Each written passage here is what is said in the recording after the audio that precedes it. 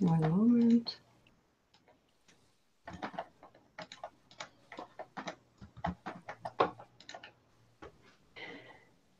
Dear Kabir, dear Camille, welcome. Thank you so much for accepting my invitation to be with us today.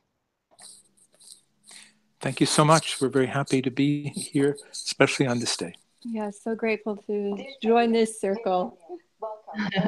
Thank you. If you still have the Ovee on the other computer open, so please go ahead and either turn that down or off. That would prevent. Yes, Yes. we know. Took a while. Adventures in technology. It's so amazing to all be connected. Exactly, exactly. So were you able to watch the two sequences? Unfortunately, I missed Dr. Gomshe's sequence. You'll have to tell us what he said. Okay, well, this question, all my questions are for both of you. But Camille, so Dr. Gomshe in this sequence refers to Shams of Tabriz as a Genghis Khan, a plunderer worse than the real Genghis Khan, who plundered Rumi's heart, right? He creates this image of this heart plunderer, right? And then it makes me think of the book that you wrote on Shams of Tabriz, Rumi's son. What a beautiful image, certainly very powerful. But can you help me understand? I call this a west-east kind of perspective of the figure of Shams being like Genghis Khan, plundering into one's heart and taking over, and then being that son. Tell us about that image. Oh, Ya Hazrati Shams, Ya Hazrati Mevlana. We are so graced with these two beings and the friendship that pours to us over the centuries. And Shamsi Tabriz, as Kabir mentioned in the piece of video we did see, was such a power and so strongly standing with the truth and in the world of mystery and operating from always love. And perhaps Dr. Gomshe in his image is speaking of how Shams's care was for the opening of the heart and the capacity of the human being to connect to that source of love, and which certainly deepened for Mevlana through his friendship with Shams. And at one point in one of his poems, Mevlana says, "My roof in ruins that lets in the light." So that sense in which everything is open to receiving that divine abundance. And it's interesting that the manuscript that we have, that is the record of the conversations of Shamsi Tabriz from the 1200s, from the time within that community, begins with this sense of the ambush of love. So this is where Shams is coming from, and that overwhelming sense of love catching up the created being. And when we turn in our deepest need, we're able to receive that love more fully. Beautiful. Thank you so much for that. And Kabir, would you like to speak to that image? Yes. When you look at the relationship between Rumi and Shams, especially as it's revealed in the Makalat, which Camille has translated, there was such incredible love between them and mutual respect. So I'm not sure that image of the Genghis Khan captures the profound tenderness and relationship that formed. In some ways, a certain aspect of Mevlana was destroyed, but it was only the superficial, social persona that had depended on, other people's opinion and his status in life. Yes, that was swept away rather quickly, I think. But what they modeled for us is this incredible relationship of two human beings who lifted each other up. And in so many ways, Shams speaks tenderly of Mevlana. And Mevlana was just utterly uh, uh, in love with Shams in a spiritual sense. And that love poured out, it was opened in him. And it's in everything he wrote. So, yeah, we see it a little differently, I think. Yes, and of course, then when we watch your video sequence, you talk about a relationship where there is a profound equality between the lover and the beloved. Um, can you tell us, do we have access to that kind of relationship in our lives? Can we recognize when that happens, first of all? And the second part of my question is, what are the qualities of that profound equality? How do we know if we are experiencing that? Well, if I may say, this is not something easy to experience or a common experience. I think what Rumi and Shams call us to is something quite extraordinary, and yet it is like a new model of spirituality. It is not the guru and student, it is not even the typical sheikh and murid relationship, but it is a relationship of, in the case of Shams, pure jalal or power; in the case of Mevlana, beauty and receptivity.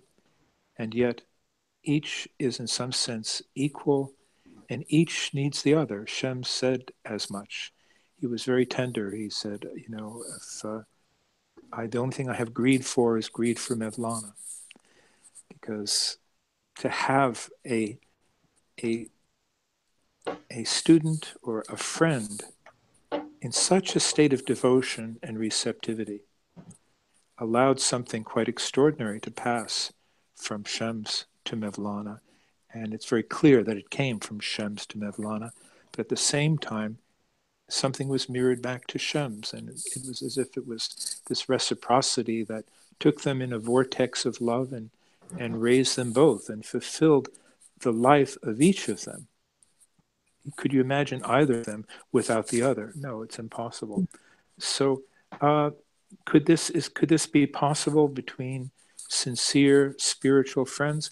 Yes, we hope so, and we hope that this new model of relationship, inequality, and how love levels the playing field for human beings, and where superiority, inferiority is no longer relevant, and this is something quite profound for humanity.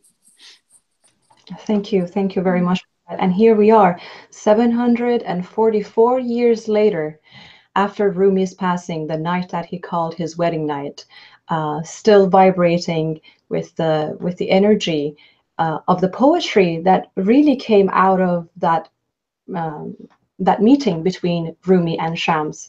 Um, Now let's go to Konya to watch a video sequence with Esin Chelebi. She's the granddaughter of the 22nd generation of Rumi through Sultan Veled, Rumi's son. And she has something very important to say about the true meaning of not dying, how death is not really death for lovers. Let's take a look at that, and we'll be back for more conversation. Okay.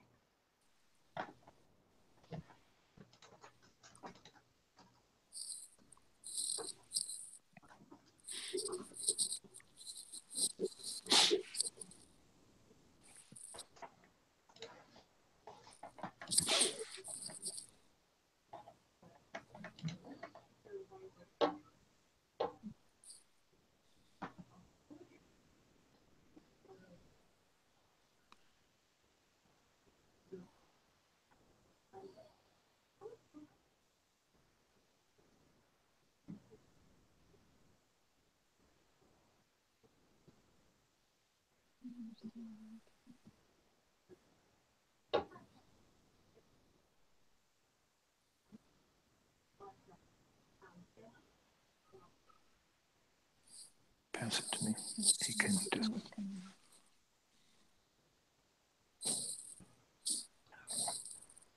Awesome.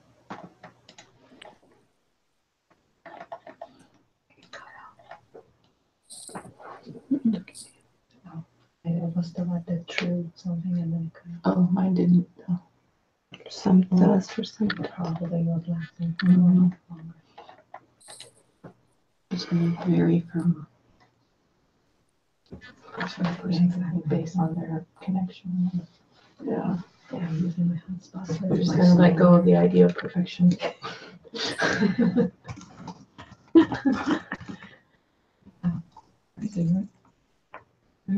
Change your eyes. Okay, I'll wait a little longer. Change of it. What? At the end of my statement cut off for you, Kabir and Camille? Pardon? Did the end of my statement cut off as you were No, writing? No? no. Okay. For some people it cut off. We heard it. We just had a little trouble getting onto Ovee and hearing that, but we got it now.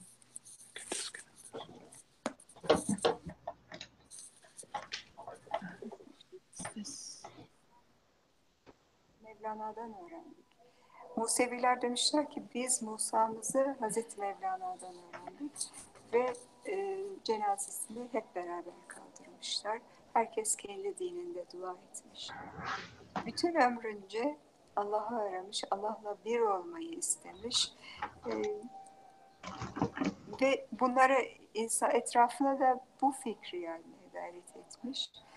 Bu dünyadan göçtüğü, öbür dünyaya gittiği geceye de Şebbârus denmesini istemiş. Ve Hazreti Mevlana ölümü yok olmak diye düşünmüyor.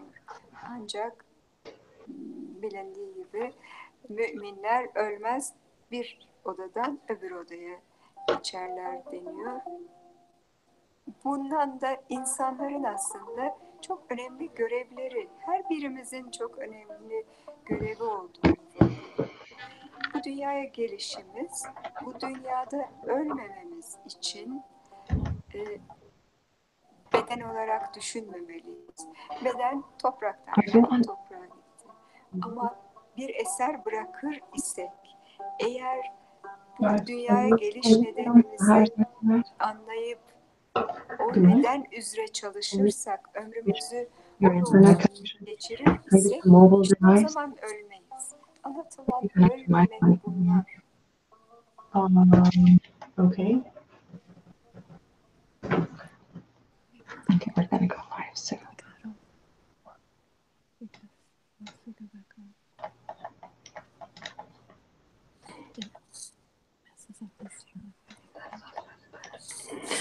Okay.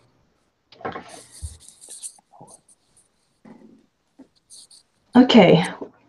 Well, welcome back.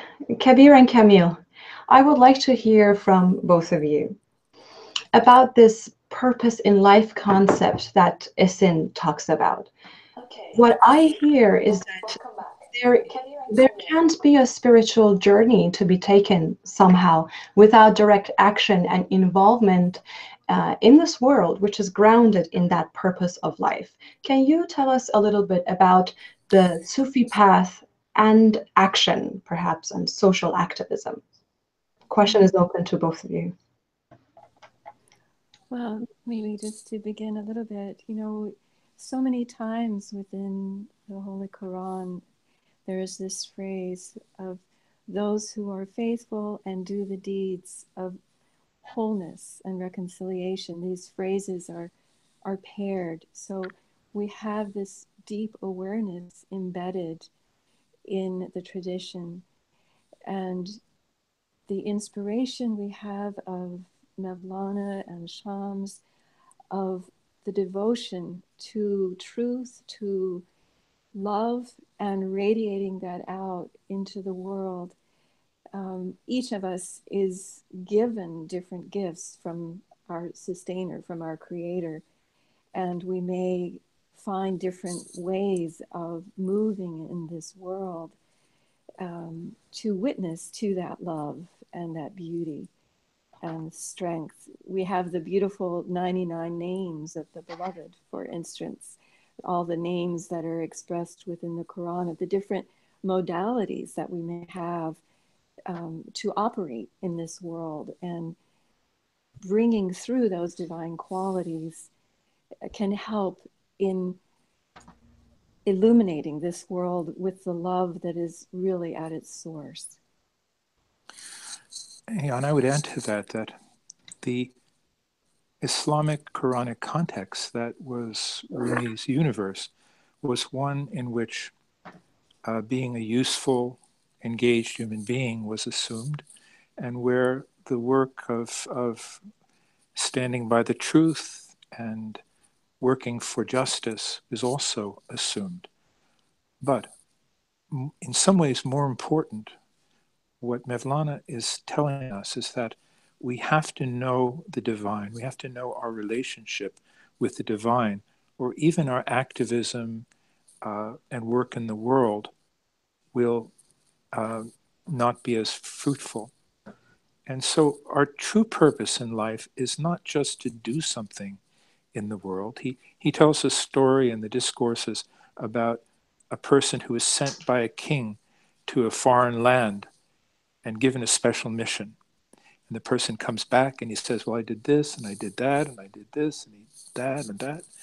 And the king said, but what about the reason I sent you there? If you haven't accomplished that, you've accomplished nothing. So what is that one thing that must be accomplished? And it's really on every page of Rumi's Mesnavi and in all of his poems, where he's trying to awaken us to the generosity, the beauty, the exquisite intelligence of the divine, wanting us to experience this, to know this, to trust this, and from that to be reborn into a different kind of life. So it's also about knowing ourselves, knowing the divine, where the divine is closest to us, which is through our own being and through our own hearts. He says in another poem, you know the value of every article of merchandise, but if you don't know the value of yourself, it's all worthless. So this is at the heart of Rumi's message and Shams's message. And from this, true activism, true transformation can be born, and people can transform the world through love, the most powerful force in the world, much more effective than some kind of oppositional position we might take in the name of activism or righteousness or justice. So this goes very, very deep. And what you just explained makes me think that if we get to know ourselves, and if we cultivate certain qualities, and then we are given the message of what that purpose in life is, as if with it comes a great responsibility. And what happens if we take that responsibility lightly, or we do not act on that knowing? Is there some insight that you can offer from Rumi or the Sufi path about that? Well, in another poem, Rumi talks about how most human beings are like children playing in the street, playing their very serious games, which are all child's play, until night comes and all these games end. So he says, find a work that will earn you eternal life. For every breath you breathe, put another conscious breath in its place. So he's raising us to a level where we can live in the world in the light of the divine reality, that we can see this life as a theater of divine manifestation and enter into it in that way. Yes, playing a role, so to speak, but a role that is conscious, that we are rooted in the divine, we are sustained by the divine, and we have nothing to fear, and nothing to gain from actions that are rooted in our own egoism. So if activism becomes just an expression of our self-righteous egoism, it will be counterproductive. But activism based in love is something entirely different. Thank you so much for that clarification. Actually, the next video sequence that I have is with Cemal Nur Sargut. For those of you who do not know Cemal Nur, she's a Turkish sheikha, but she's been very instrumental in the movement of Turkish women, and not only Turkish women, Muslim women around the world, to reclaim or reframe the religious spiritual narrative in a way which is closer to the heart of Islam and to the heart of the Mevlevi teachings. Let's take a look at that video, and we have a lot to talk about.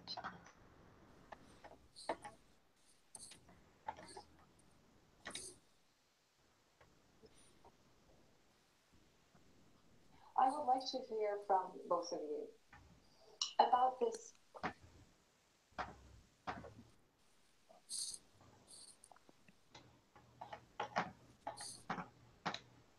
Sorry, I think we need to wait for 5 seconds after I say it, after I'm done. 2 seconds. Did it cut off? Yeah, it did cut off again. Well, it didn't cut off on my end. No? Did it cut off on your end, Camille? We heard you, but we didn't have the Ovee on. Now we just turned the Ovee on. Okay, but when you, okay.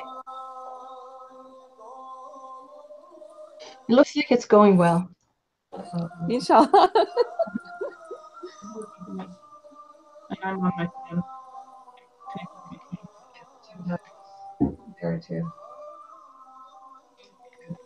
Is there value in the screen open like that? Or should I stop? Value? This one.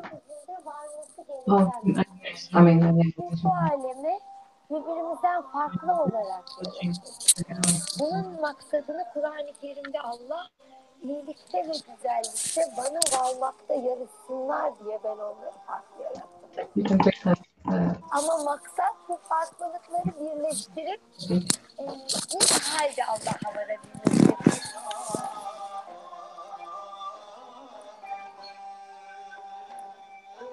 Şunun gibi ki biz Türkler hep anlatıyorum, güzeli şöyle gösteririz. Güzeli gösterirken şuradaki hiçbir parmak birbiriyle aynı değildir. Mühim olan parmakları kesip birbirine uydurmak değil. Bu farklı parmakları bir araya getirip tek yapabilmek. Ve bu tek olduğu zaman aşağıda da olsa, yukarıda da olsa her şey çok güzeldir. Yeter ki her şey bir ve beraber olsun.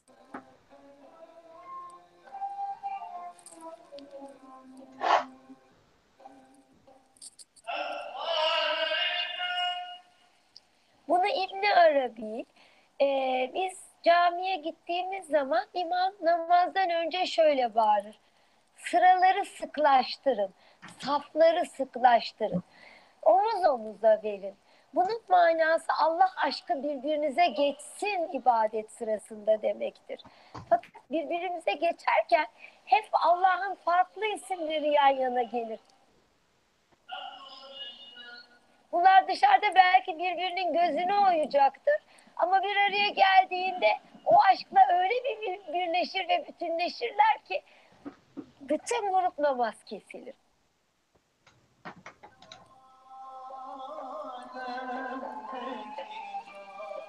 Bunu becerebilirsek, yani dünyada bizden farklı olanı kabul edip onun da Allah'ın bir ismi olarak görür, onu hiç olmazsa hürmetle karşılayabilirsek, o zaman biz bu aleme gelmekten maksadı hasıl edip yaratılışı başlatmış oluruz.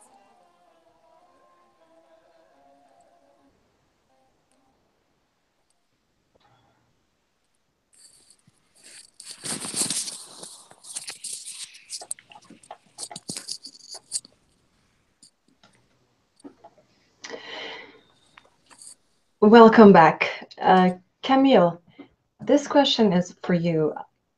As a Sufi woman, what do you think is the role and the responsibility of more women to enter spiritual, religious conversation in advancing, to advance the women's condition, Muslim women and non-Muslim women's condition in the world. Can you speak to that a little bit? No, it feels that it is an amazing time now that we're living in something of another bridge time of opening. And as you know, some years ago, I was on a journey researching stories of the women of Sufism within this beautiful tradition of Islam. And when I first began that journey, there was very little that I could find of the stories of these amazing women. And little by little, through meeting people, through various directions of research, more awareness opened. And it was beautiful through that process to begin to realize that throughout the world, more and more of these beautiful, strong women are coming forward, leading within their own communities in different parts of the world. We have, recently in this program just witnessed dear Esin Chalabi, Hanım Efendi, and Yes. Jamal Noor. There is another beautiful woman in Istanbul, Noor Arturan, who speaks beautifully within this tradition of Mevlana. And around the world, whether in small communities, in larger situations, women are being recognized. And the time of the Prophet Muhammad, when, peace be upon him, the women were integrally connected in the community, standing as teachers and helping to build the community, standing on one side of the mosque while the men stood on the other, helping to build the mosque in Medina. That recognition of the beauty and necessity of both male and female coming together to open this love in this world that is so needed. It just feels like a beautiful time of possibility now that is opening. And what would be your advice, Kabir or Camille, for young women, especially who have been brought up in their Islamic tradition, consider themselves Muslims, but feel terribly isolated and pushed aside by the mainstream, if you want to call it, more fundamentalist or Kabir, I remember you and I shared this phrase, the prisoners of Sharia kind of Muslims. What do we do? What would you recommend that we do? Yeah, not to lose heart and to overcome the sometimes deep-rooted sense of unworthiness that false religion has instilled in women by not giving them a role in the public life of Islam. Oh, dear Kabir, just a moment. I think your microphone is rubbing against your scarf or shirt there. Yes, I'm sorry, I Okay. didn't mean to interrupt No, you, that's but good. this is much better. Okay, Good to thank mention those things. Yeah. So, and also to remember the beautiful ayat in the Quran that says, the faithful men and women are awliya for each other. And this word awliya means friends, patrons, supporters, and it also means saints. So we need each other, and I pray and would hope to work toward the more and more the inclusion of women in the mosque, in the public life of Islam, and also in the Sufi world, where we established this decades ago, where really there's no real distinction between men and women. We're all seen as souls, and women are given roles, at least within our Sufi family and community, that they have not assumed in the outer life of Islam, such as even doing the call to prayer, the Iqama, and so forth. So it's a painful situation, let's acknowledge that. And yes. let our hearts be strengthened. Let the purpose of real religion and revelation is to strengthen our hearts. And I would say women's hearts need to be strengthened, and we need to, men especially, and especially those men who have a role in the public life of Islam, should find ways not just to accept women as equals, but to honor them, to give them a place of honor after years, centuries of being sidelined and ignored. Yes, thank you very much. And next I have a very intimate, actually FaceTime kind of recording of Cemal Nursargut. I asked her to send us a message, a greeting to the One Through Love community.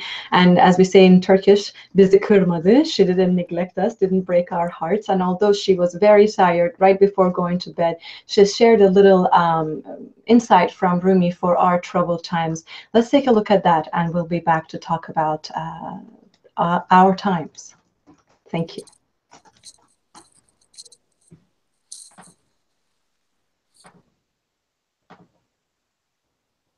This question is for you. As a Sufi woman, what do you think is the role and the responsibility of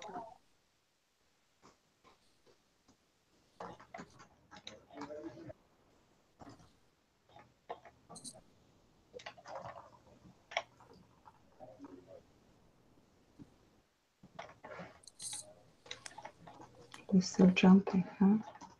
Efendim, günümüzün en büyük problemi aynı Allah'ın manasından zuhur eden varlıklar, aynı bütünün parçaları olduğumuzu unutmak, bölünmek, birbirimize kırılmak, birbirimize savaşmak ve birbirimizi hor görmek. Günümüze Hz. Mevlana'nın ta o asırdan verdiği bir cevap var. Belki beraber daha iyi idrak ederiz. Büyük Sultan diyor ki, gel, gel, daha yakın gel. Bu yol vuruculuk ne zamana kadar sürüp gidecek? Madem ki sen bensin, ben de senim, artık bu senlik ve benlik nedir? Biz hakkın nuruyuz, hakkın aynasıyız. Şu halde birbirimizle, yani kendi kendimize ne diye çekişip duruyoruz? Bir aydınlık, bir aydınlıktan niye kaçıyor? Biz hepimiz tek bir vücut halinde olgun bir insanın varlığında toplanmışız. Neden şaşıyız?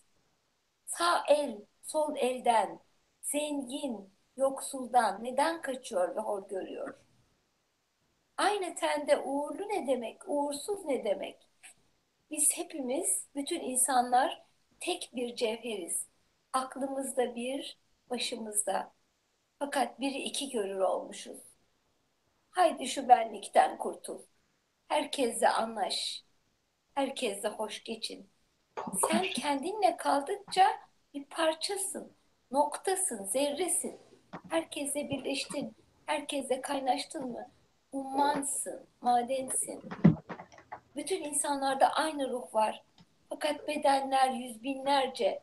Dünyada sayısız badem vardır ama hepsinde tek bir yağ bulunur. Dünyada çeşitli diller, çeşitli lügatlar var. Hepsinin de anlamı bir. Çeşitli kaplara konan su, kaplar kırılınca birleşir ve tek bir su haline gelir. Bütün bunları anladınsa can ve mana gözünü açık tut. Onlar gerçekleri söylerler. Hayırlı şebi aruzlar olsun.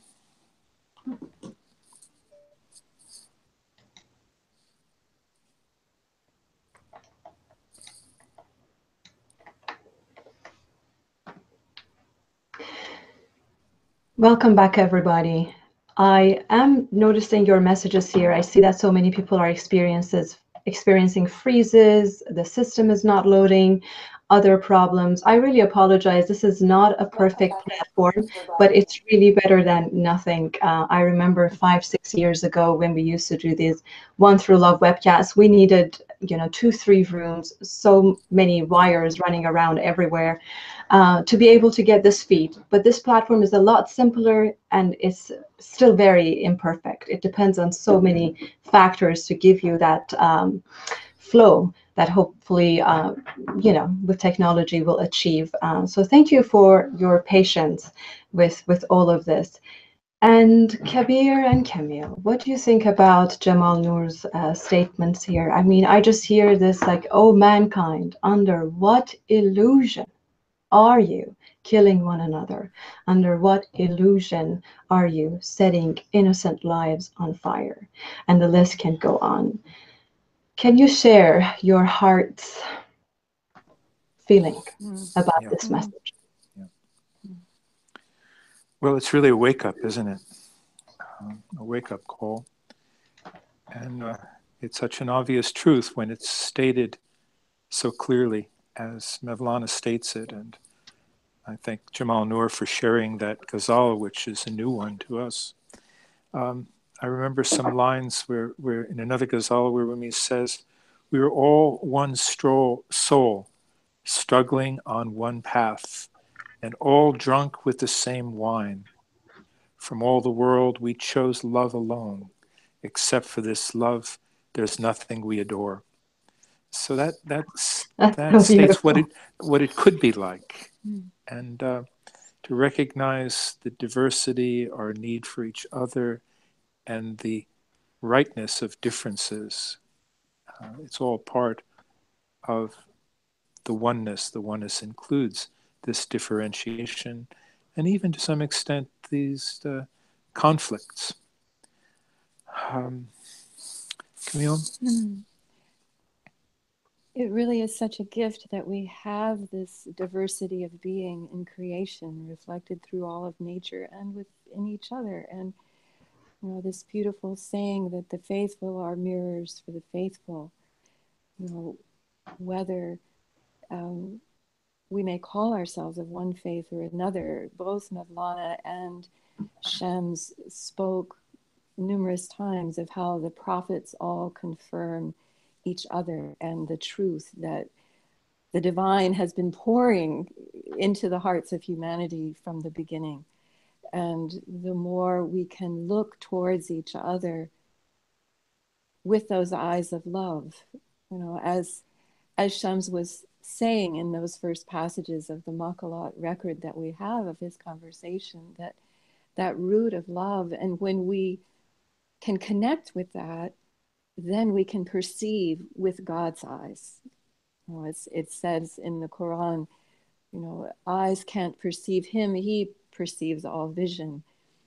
And yet this beautiful hadith that when we draw near through our devotions, through that heart connection, that love returns and that sense of divine love pours through us more, so that we're able to become the eyes of God and the hand with which she touches, the foot with which she walks, so that our manifestation in this world can bring that unity, inshallah. Inshallah. I'd like to add something, and that is something very simple but important. When we perceive the world and others only from our personal ego, the world looks one way, and we're conditioned by our own likes and dislikes, and we're also manipulated by many forces: political, religious, social, family. We're manipulated, and we're easily manipulable. So how can we get out of this situation?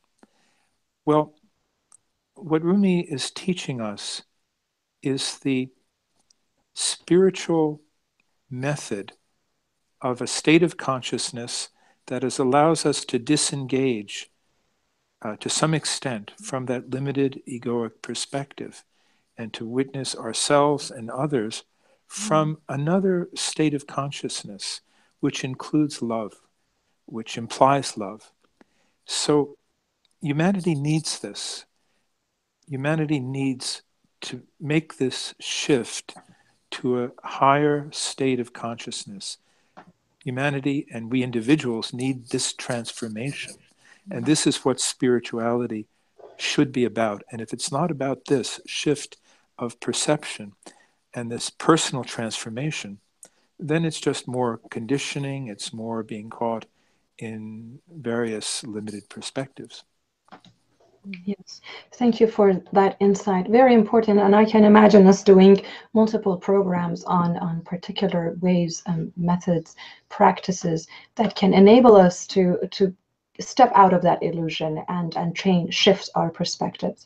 You know, to my viewers, Mevlevis have this most beautiful form of worship that I've ever witnessed. They call it the Sema, and the next two sequences that I want to show you are from the perspective of a Mevlevi Sheikh, actually Kabir Helminski, who leads the Sema. And the second video is from the perspective of the Semazen, or the dervish who's turning. Let's take a look at these two sequences, and we'll be back for more conversation. Thank you.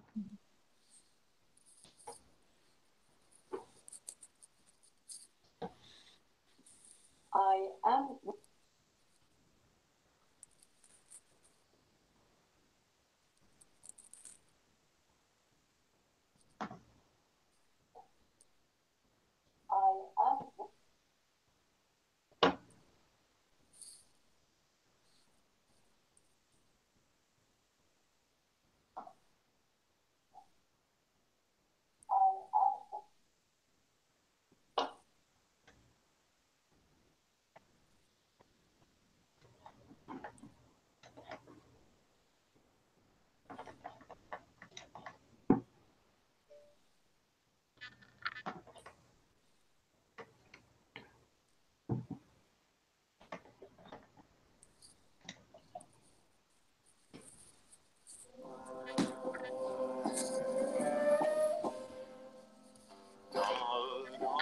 Well, it is 10:56, and Ceremony of Sema. we're still. The sheikh stands on the red sheep So maybe we'll be moving and acts a as a little channel faster through the next sequences. for the lineage. A lot faster, right? Yeah.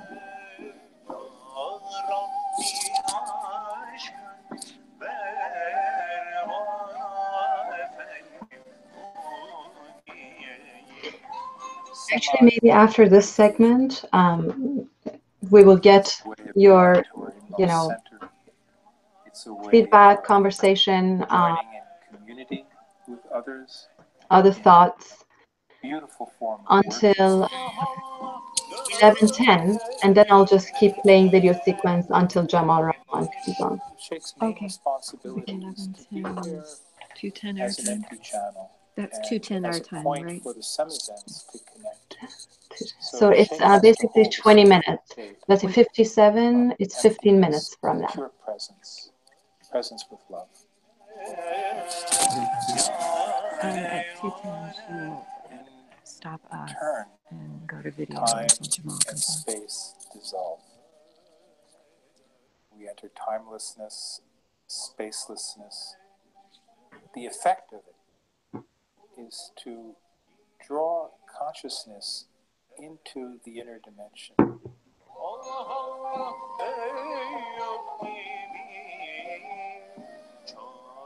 yet the body is moving 360 degrees with each step, and the mind is saying Allah, Allah, Allah with each revolution, and the heart's opening and longing for God, and at the same time you discover a still point in your own being.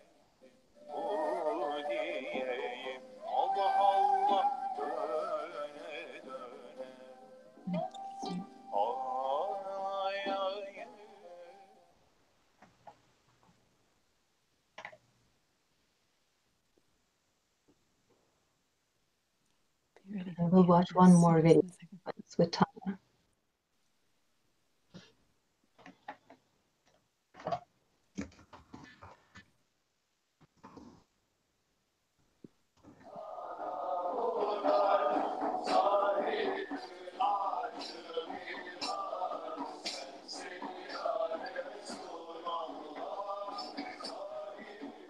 state is probably that of non-being, which occurs in any meditation, actually. If you do a sitting meditation, like in Buddhism, you sit and you don't move, and everything disappears. And in the Sema meditation, you move, and you do this repetitive movement, and again, everything disappears.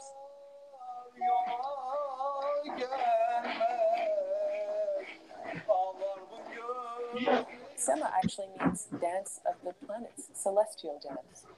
And so we're actually just showing you that the planet that you are sitting on is turning, but you're not getting dizzy. And the planet itself is turning around the sun, and you're still not dizzy. And the cells in your body are turning around themselves, and still you're not dizzy. I also don't get dizzy when I do it.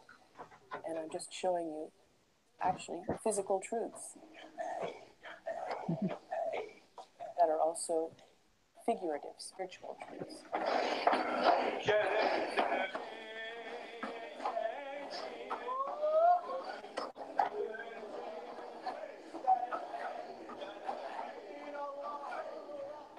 The sheikh opens the zikr, holds the zikr, and closes the zikr. Without the sheikh, there is no zikr.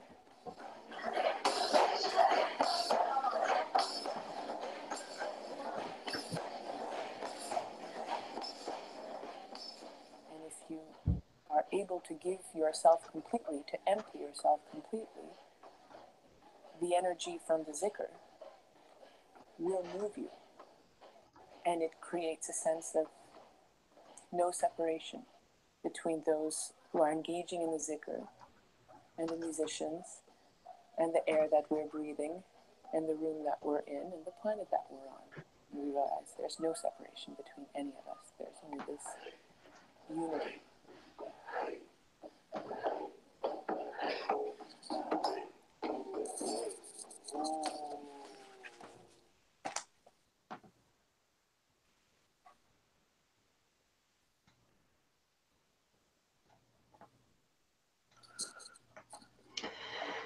Well, here we are. Just one quick note to our viewers. You see these blocks of blue text that appear in the chat box. Please make sure that you click on them and answer the poll questions. If you don't find your desired answer among the options, please just send me an email. I will type in my email shortly in the chat box. I really would like to get to know you better through these questions. So, Kabir and Camille, what I hear is that the practice of Sema somehow can keep us focused. And what Tanya is saying, that it's just proving to us that we don't get dizzy, that she doesn't get dizzy when she turns. But I personally, I might one day be able to turn and not get dizzy, but I certainly get dizzy just browsing through social media with all the different news, different perspectives, different issues. What's happening to the world? Where is my place? What can I do? What's my responsibility? That bigger Sema of this life is really confusing, and I know that I am getting dizzy. What would you offer to enable us to implement some of these beautiful rituals as practical tools in our life? You know, it's interesting what you say. This world is whirling all around us, and the practices that we've been given through our traditions of centering in zikr, in prayer, in meditation, these are so essential for the well-being of the soul. And as with the Sema practice itself, you know, at the core of it is a zikr that is happening, of just centering with Allah, and that sense of the foot grounded on the earth and the hands raised into the heavens, one receiving, one bestowing, you know. So there is that sense that we are a channel for the energy of the divine in this world. But it's so critical that we take those moments to pause and center and then open from there. And when we increase that practice, when we're grounded in that, then as with the Semazen who's whirling and, you know, sees this blur of the world circling, there is yet that inner focus that can be rooted in love and in that divine channel in the midst of that. And then we can carry that out into the world so that wherever we are, whatever is happening, we can keep returning and returning and returning to that inner groundedness and love, inshallah. Yes. Thank you very much for that.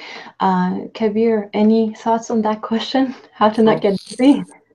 Every human being longs to be gathered rather than scattered. The quality of being centered deeply in oneself is something that is admired and appreciated wherever we find it. Can we train ourselves to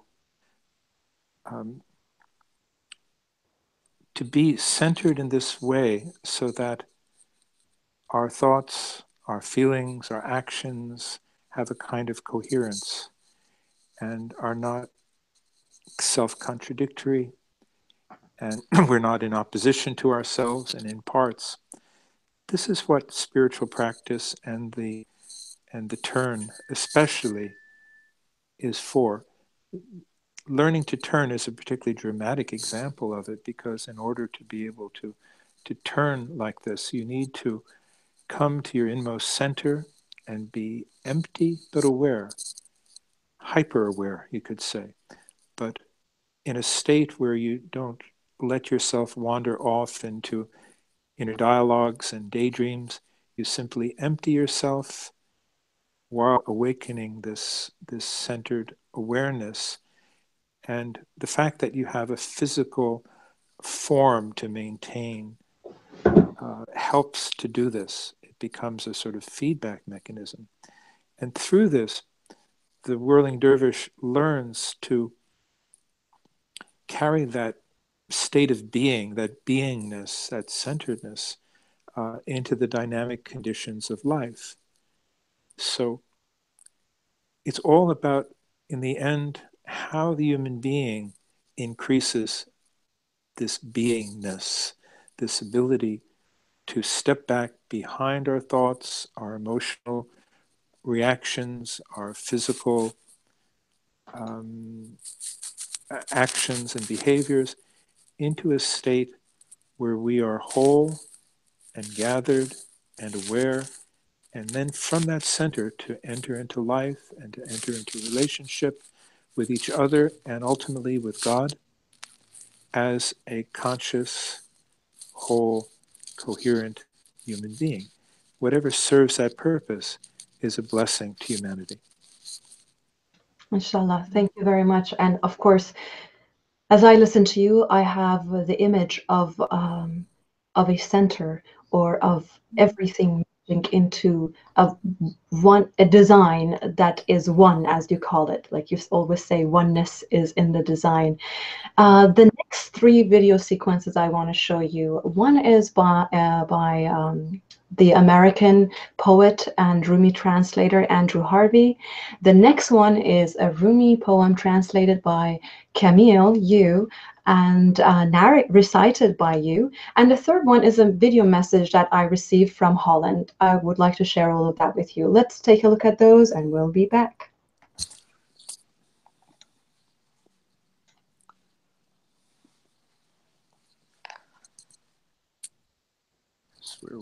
To our viewers, you see these.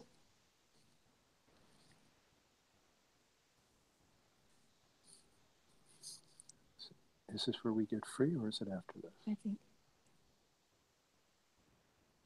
So we'll. I'm not hearing that. You're still on.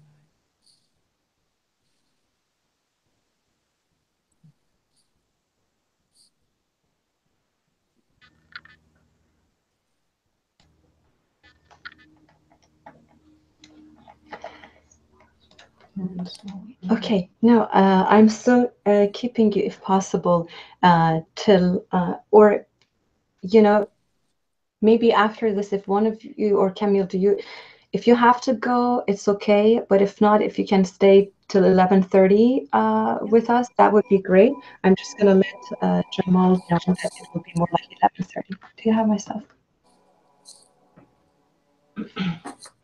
Oh, shoot, the video is. The lamps are different, but the light is the same. So many garish lamps in the dying brain's lamp shop. Forget about them. Concentrate on the essence. Concentrate on the light. In lucid bliss, calmly smoking off its own holy fire, the light streams towards you from all things, all people, all possible permutations of good, evil, thought, passion. The lamps are different, but the light is the same. One matter, It's jumping one again. energy, one light mind, endlessly emanating all things. One turning and burning diamond, one. Ground yourself. Strip yourself down to blind, loving silence. That white bag over there. Until you see you are gazing at the light with its ageless eyes.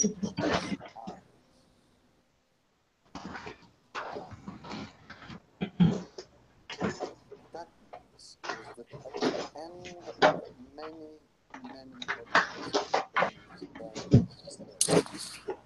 what happens to the one who loves enough is that they come to a moment in which duality ends, and the truth of the non-dual relationship with the one becomes self-evident, and the lover is staring at the beloved with the beloved's own eyes, and the great mystery of divine identity is then made plain.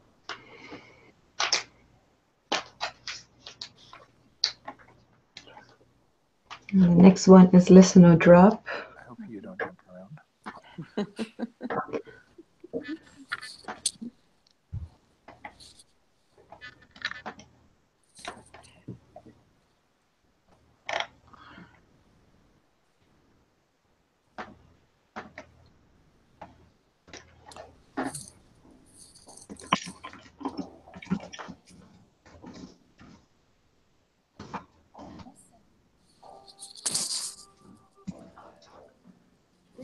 Fit. The video's going up right now.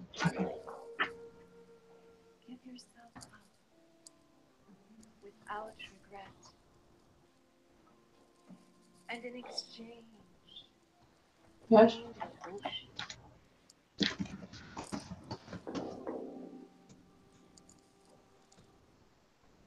Listen, oh drop. Bestow upon yourself this honor. And in the arms of the sea, be secure.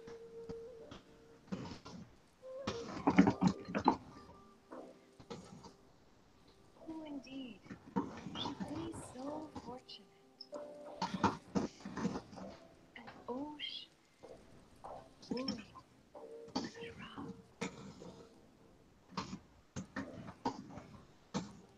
In God's name, sell and buy at once.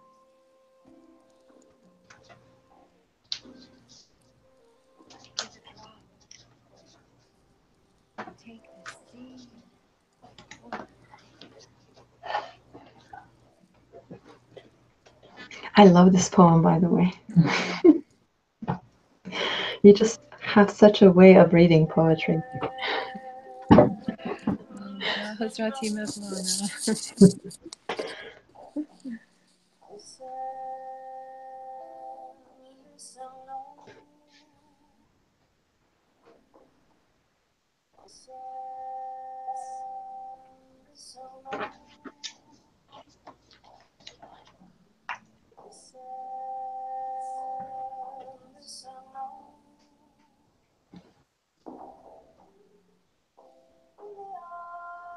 Of the sea,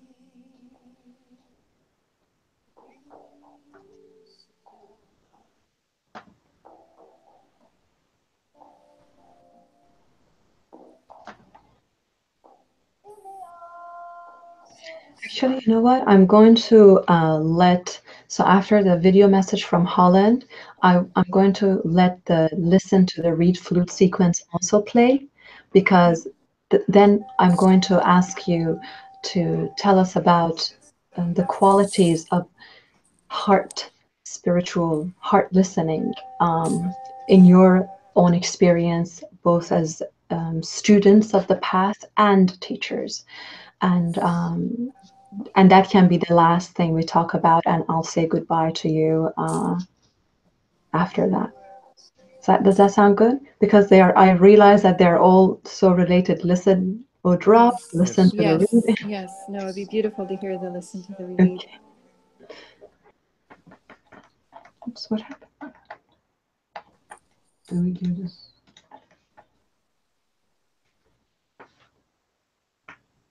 Oh, that's fine. I live in Holland. I am thankful for getting this opportunity to share my love for Rumi, my love for Rumi's words, to share my love for love.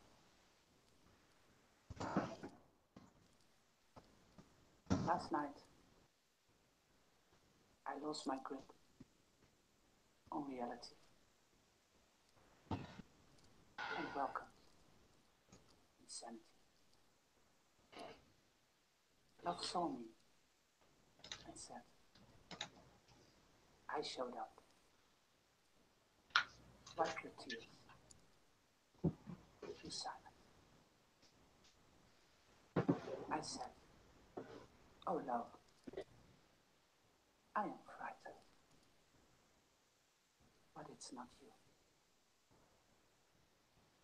Love said to me, there is nothing that is not me. I will whisper secrets in your ear. Just not yes. And be silent. To feel love as a constant in my life has brought me to understand love. Has brought me the gift of knowing that I am loved as well. That I am loved too.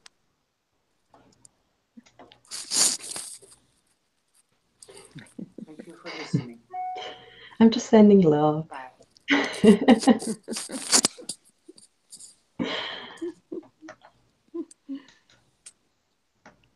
Yeah, we'll let the next sequence play as well. Okay. People love this one.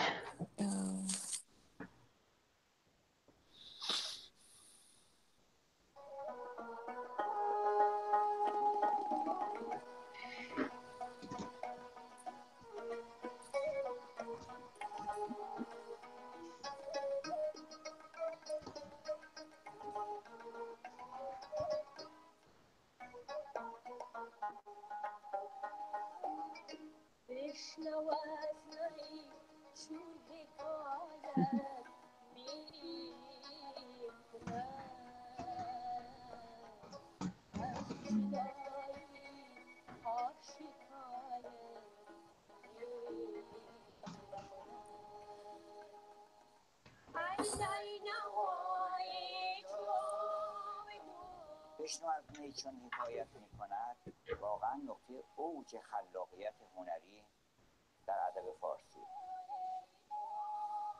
اینجا مولانا داره صحبت میکنه که بشنوید، اما نه از من، بشنو از نی. این نی رو هم گذاشته رو لب معشوق که من فقط نیم، اوست که در من میدمه. بشنو از اونی که نیست، بشنو از نی. حالا اون وقت ببین چون حکایت میکنه چه داستانهایی برای تعریف میکنه که هیچ پایانی نداره. این همه مثنوی 30,000 بیت تمام گزارش همون نی هست که داره حرف میزنه. خود مولانا اشاره میکنه که گر نبودی با لبش نی را ثمر، یعنی این قصه ها رو اگر لب او نمیگفت، نی جهان را پر نکردی از شکر. میبینی که جهان پر از شیرینی شده، پس معلومش یه شیرین لبی اینو گذاشته رو لبش، داره حرف میزنه.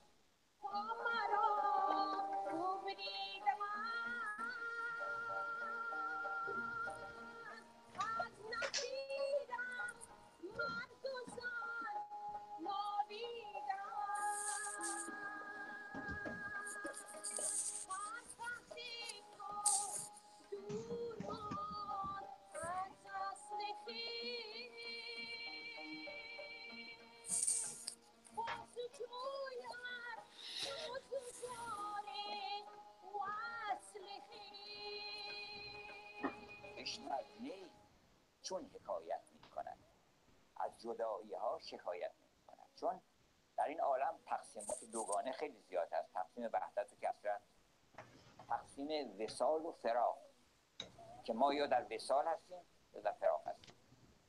این نی در واقع داره داستان فراق رو تعریف میکنه که ما کجا بودیم، حالا اینجا کجا هست.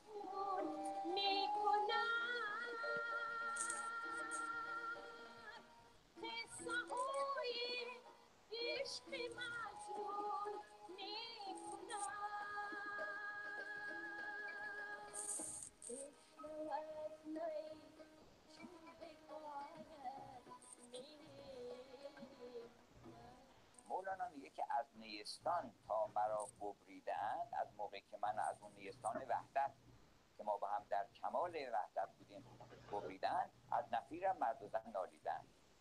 چرا؟ برای اینکه هر چی که من دارم داستان تعریف میکنم، هر کسی که اینو گوش میکنه اونم به یاد میاره، چون همه ما در یه جایی با هم در عالم وصال بودیم. منتها بقیه مردم یاد اینو رفته، من یادمه. من که یادم دارم تعریف میکنم که اونام با من همصدا میشن.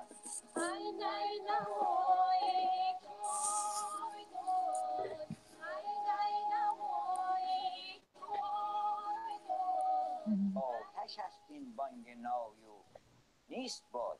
یا فکر نکنی این باد من دارم میدم این تو. این یک آتشی در دل تو روشن میکنه. اون آتشی که نمیرد همیشه در دل ماست. هر که این آتش ندارد نیست باد.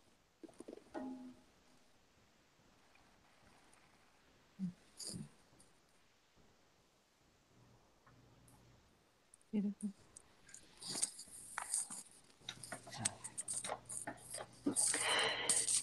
Welcome back, everybody. I hope you enjoyed those sequences, all poems by Rumi recited through the heart and the tongue of different lovers of Rumi, of love, of humanity in this path.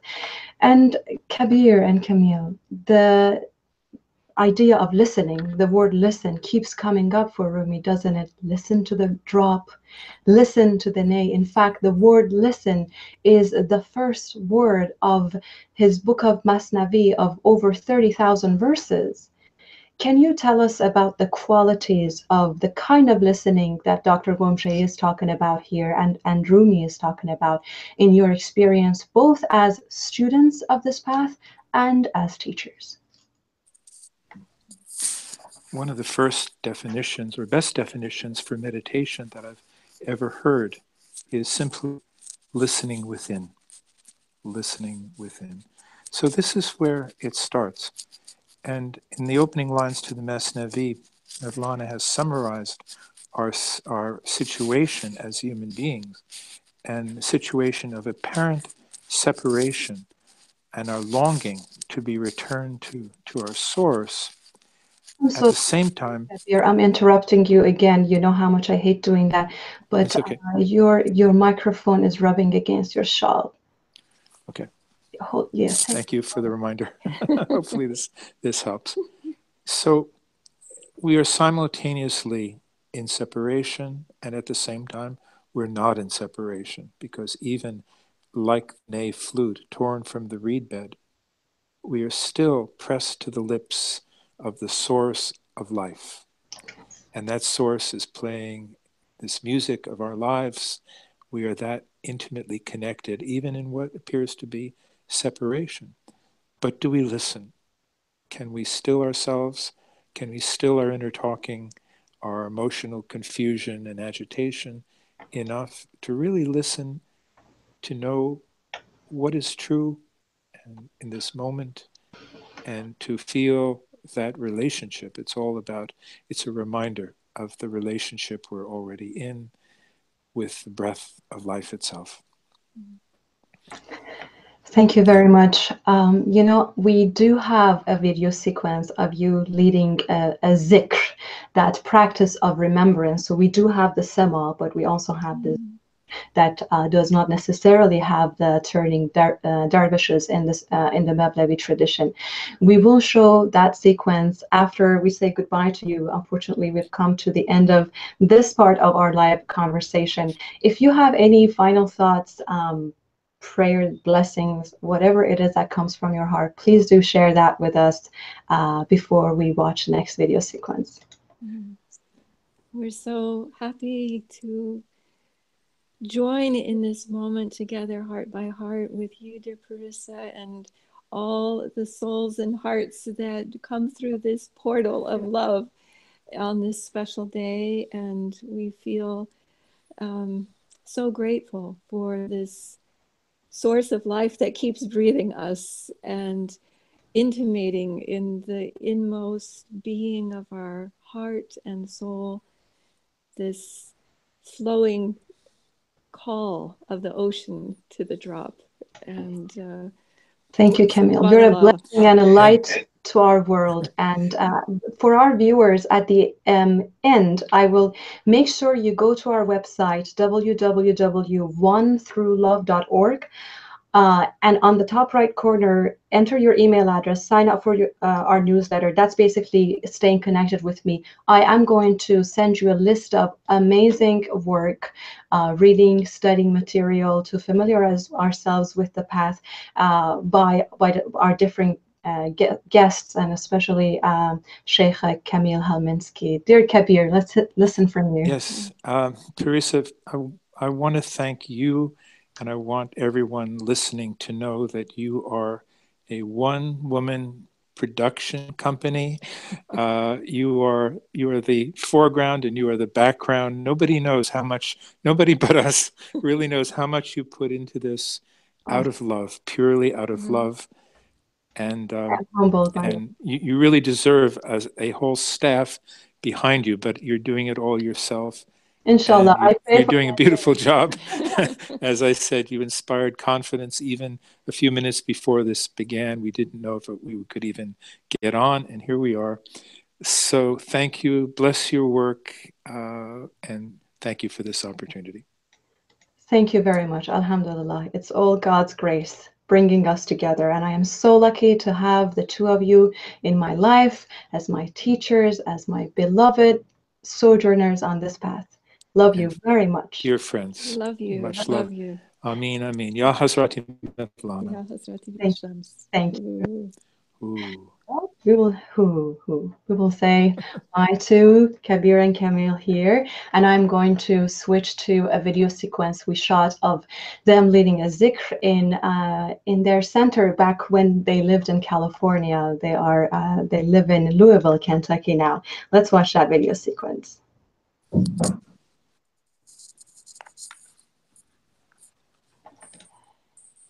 Welcome back, everybody. I hope you enjoyed this sequence.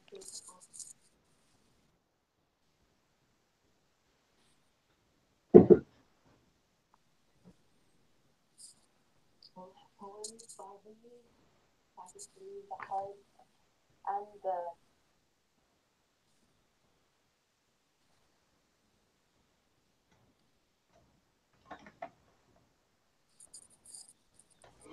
Alhamdulillah. Thank you very much. Thank you so much. Thank you, Parissa. Thank you, okay, all right. You're amazing. Just coming and visiting you one day, inshallah. I Thank hope you. so. And I hope the zikr goes well tonight. Okay. Thank you so much. Much love. Big hug. Love, okay. love. Bye. Bye. You can just click that button and close. It will get you out of the. Yes. Okay. Eyvallah. Okay. Eyvallah. Eyvallah. Are you approving the comments? They're not coming up as blue on my thing. Let me re-go in. I'm not seeing them.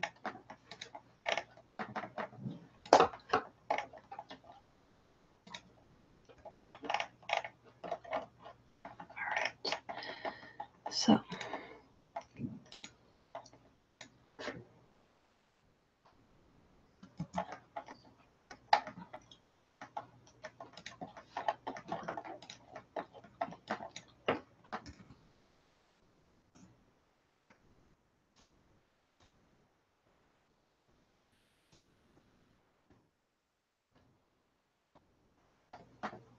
My phone, please.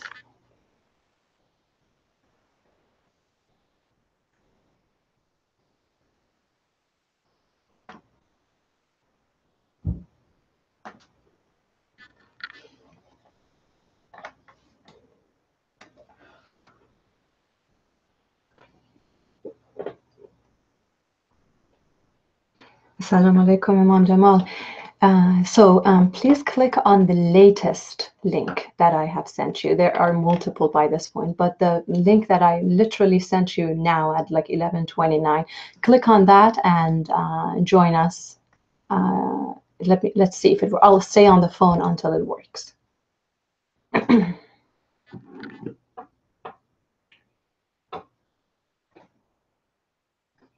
Most recent, like just now, I sent just now. Copy and paste in Chrome. In your Yahoo account. Yes.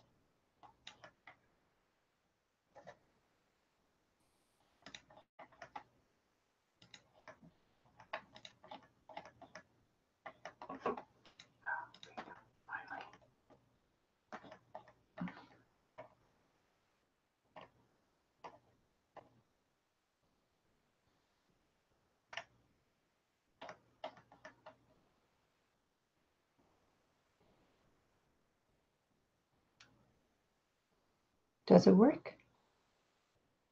Okay. Oh, yeah, sorry, we had to change the link for technical problems. If it's not going, I have a workaround that. Is it giving? Okay. So join.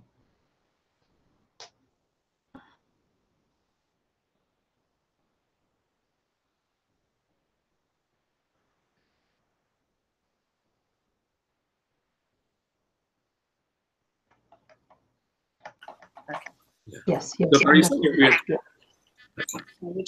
All right, very good, Imam. There you are. Marisa, I've got both. Is this voice good, or do you want me to? I found this one also. Okay, yeah, wear that one. That one's better.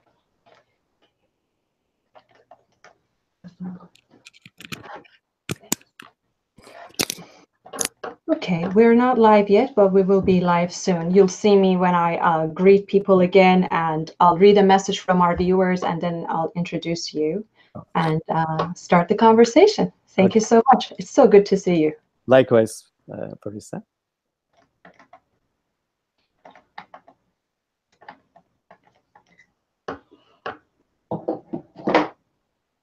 And so that, we are just watching a Mevlevi Zikr ceremony narrated by Kabir and Camille.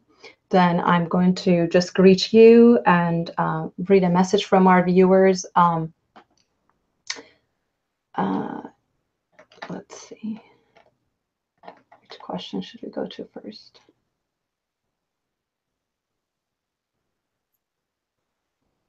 Yeah. I think we're just going to go to the contradictions because of a message that one of our viewers sent. Oh, I see. Yes.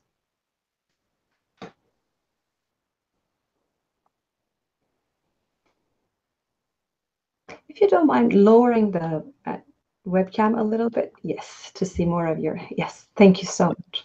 There you go.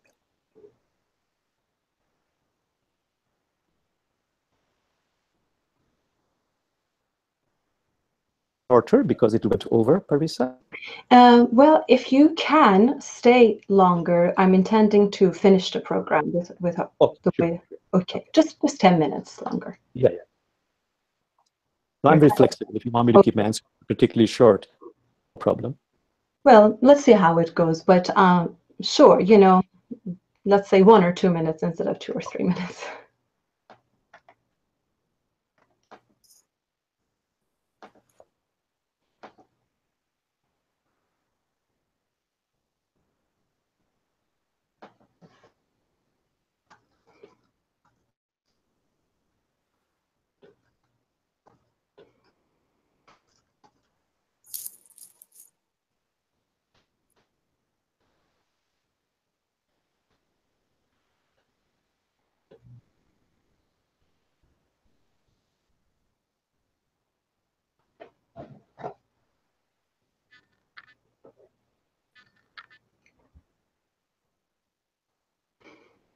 People are still watching the video.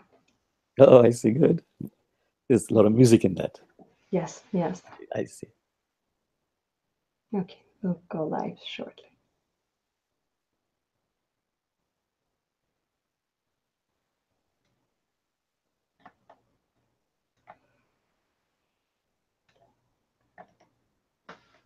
Welcome back, everybody. I hope you enjoyed that Zikr ceremony with Sheikh Kabir and Kamil Helminski.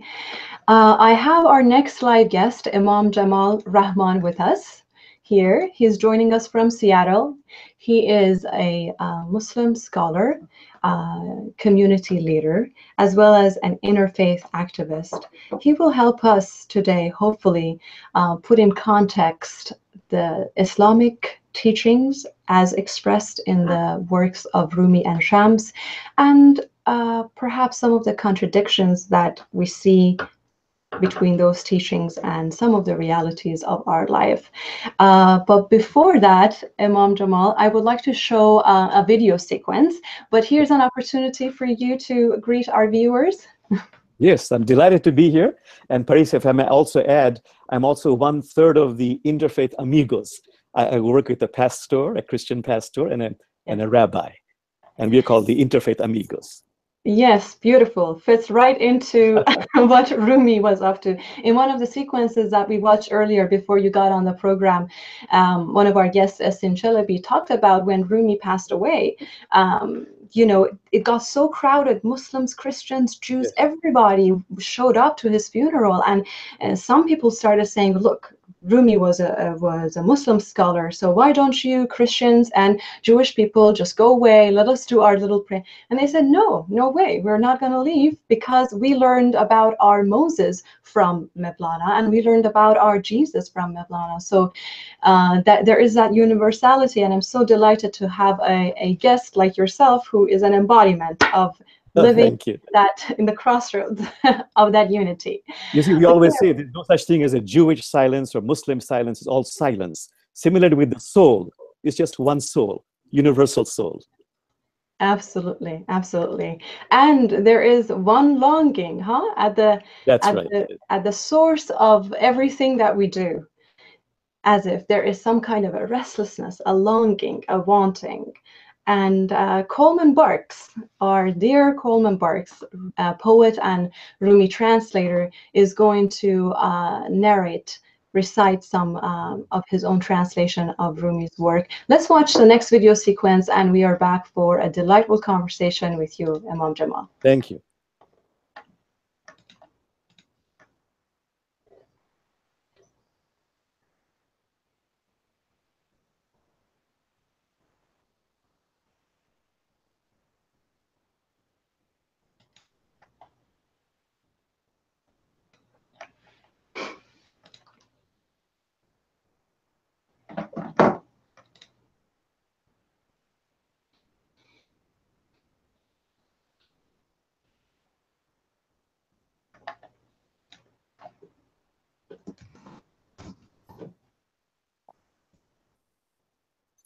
So, and people are watching the sequence called Longing with Coleman Barks. Yes. I don't know if I sent you this one because I thought this would be before you entering the program, but it's just beautiful. He brings this entire notion of like, why do we do what we do? Why do we leave the house? Why do we go to Tibet? That it is all longing, and then he brings it back into Rumi's poetry. and it's just so beautiful. This is also in the 1 hour that I gave you the link. Whenever you have time, I'm Yes, sure you'll enjoy watching I saw parts of it. Yes. parts of it. Okay, beautiful. Yes.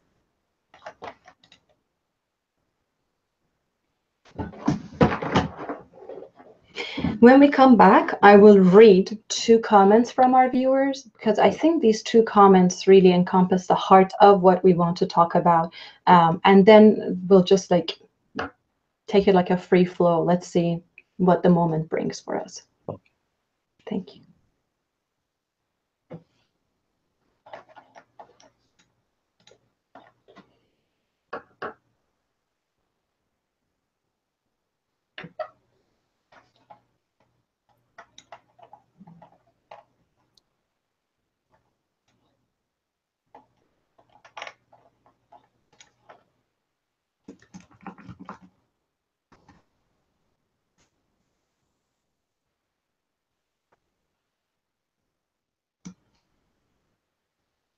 Have you posted all the poll questions? I'm saving that last one about asking for future Ovee events To the end, so that's great. Thank you so much.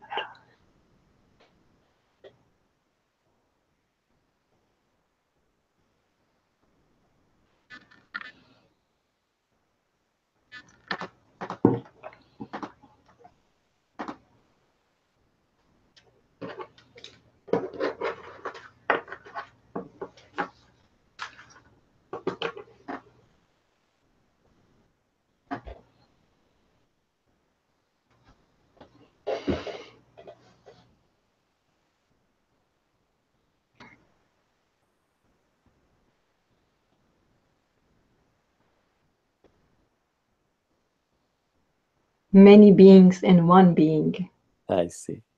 he says. The world is drowning in this me being, he says. I am so small I can barely be seen. How can this great love be inside me? Look at your eyes. They are so small, but they see enormous things. Yes. I just love that line. Yes.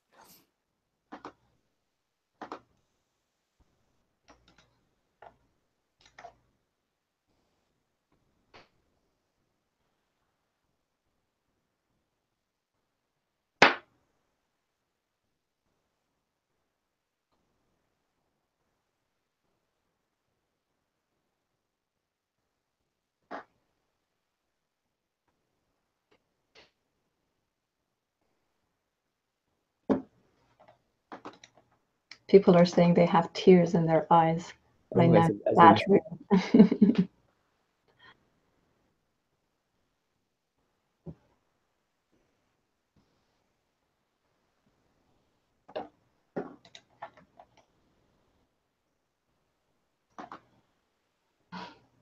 you can see better with this. Okay.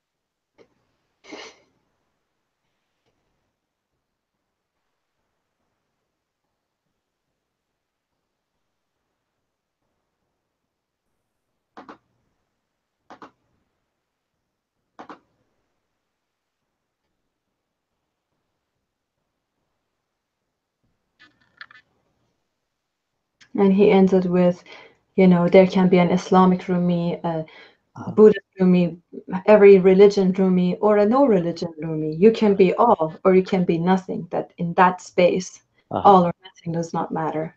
Gotcha.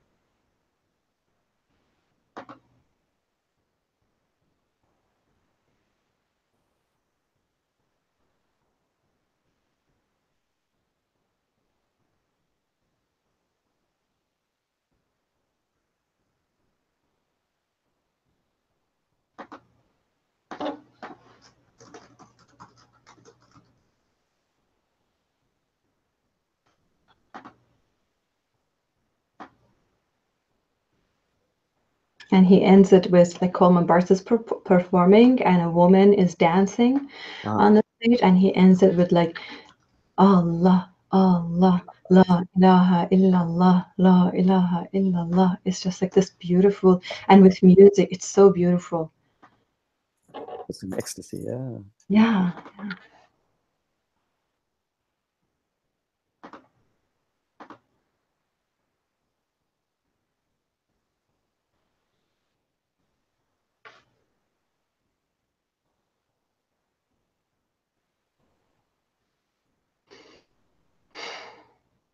I'm experimenting with different glasses. I should just use, Yes. use my third eye. Maybe just wear one with one lens in the middle and say right. my third eye is so prominent, it's stuck out. Yes. It's funny, we can laugh. Yes. I love it. I love you. I love the laughter that you bring Yes, just nothing like laughter. Yes. out of people. Let's see if we can laugh about some of these comments or questions. I mean, you know, like laughter with humor and humility. I don't mean laugh at. No. Sometimes our situation is pretty laughable, though. Right.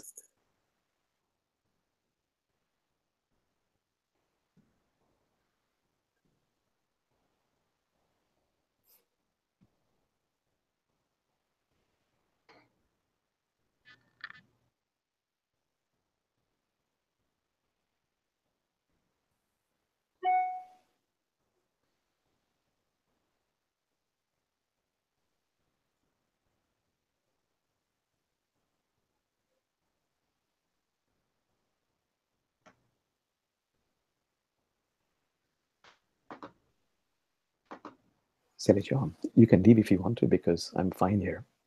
Yeah, absolutely sure. No, please go ahead. Please go ahead.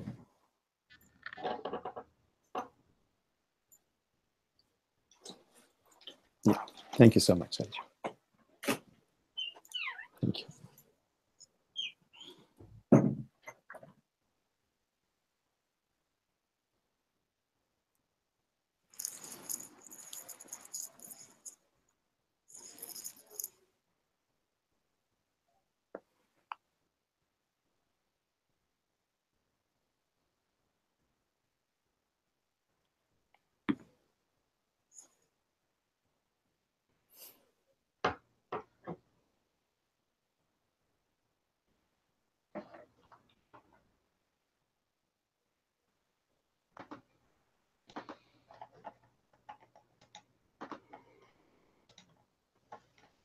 Yes, I know.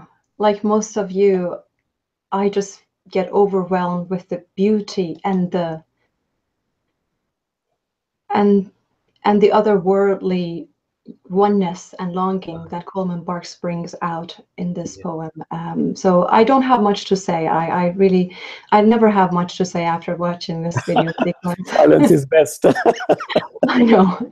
That is why I'm actually going to read two comments from our viewers, dear Jamal, which I think kind of speak to the heart of some of our questions and concerns. Yes. So here's one from Hamza Asif from Islamabad, Pakistan. I am a follower of Maulana Jalaluddin Rumi. I consider him my master. This world is full of hatred, but my master had taught about love. I believe in him. I believe that this world is on its way to self-destruction, and there is only one way, that which is love, and Rumi teaches love. So I believe in him. I am in love with love. That's one comment. Yes, I hear you, Hamza, about that feeling, the world moving toward self-destruction. And the second one is from Shahika. She's writing to us from Ankara, Turkey. Hello, dear lovers of love, lovers of God. I am Shahika. I want to greet all of you from Konya, she says, I guess the message came from Ankara. I assume Ankara, Turkey. Know that the hearts of lovers are connected. No matter how far we are, we will rise up for love, for peace, for unity. Let's work together to make this world a better place for everyone. No more wars, No more children dying. No more human soul for sale. I hope this message reaches your hearts. So these are the two messages. And then my question to you as our guide and teacher in Islam as well as in the Sufi practices, how can we reconcile the contradiction between these jewels of wisdom, all talking about love, tolerance, oneness, and then this division, bloodshed, animosity, and simple inhumanity that we see going on around us within the Muslim and the non-Muslim world? I'm not making a distinction there. Can you enlighten us on that a little bit? Sure. Several reasons. One is we might be talking about spirituality, which is at the heart of every religion, oneness, unconditional love, compassion. Or we could be talking about the institution of religion, which over time gets to become a little bit corrupted. Institution of religion begins to focus not so much on what we have talked about, the heart. It focuses on recruitment and fundraising. And that becomes a problem. But there's a wonderful joke in the Abrahamic traditions that God comes down and reveals certain basic truths to some people, but then the devil comes along and says, let me organize that for you. And that becomes religion.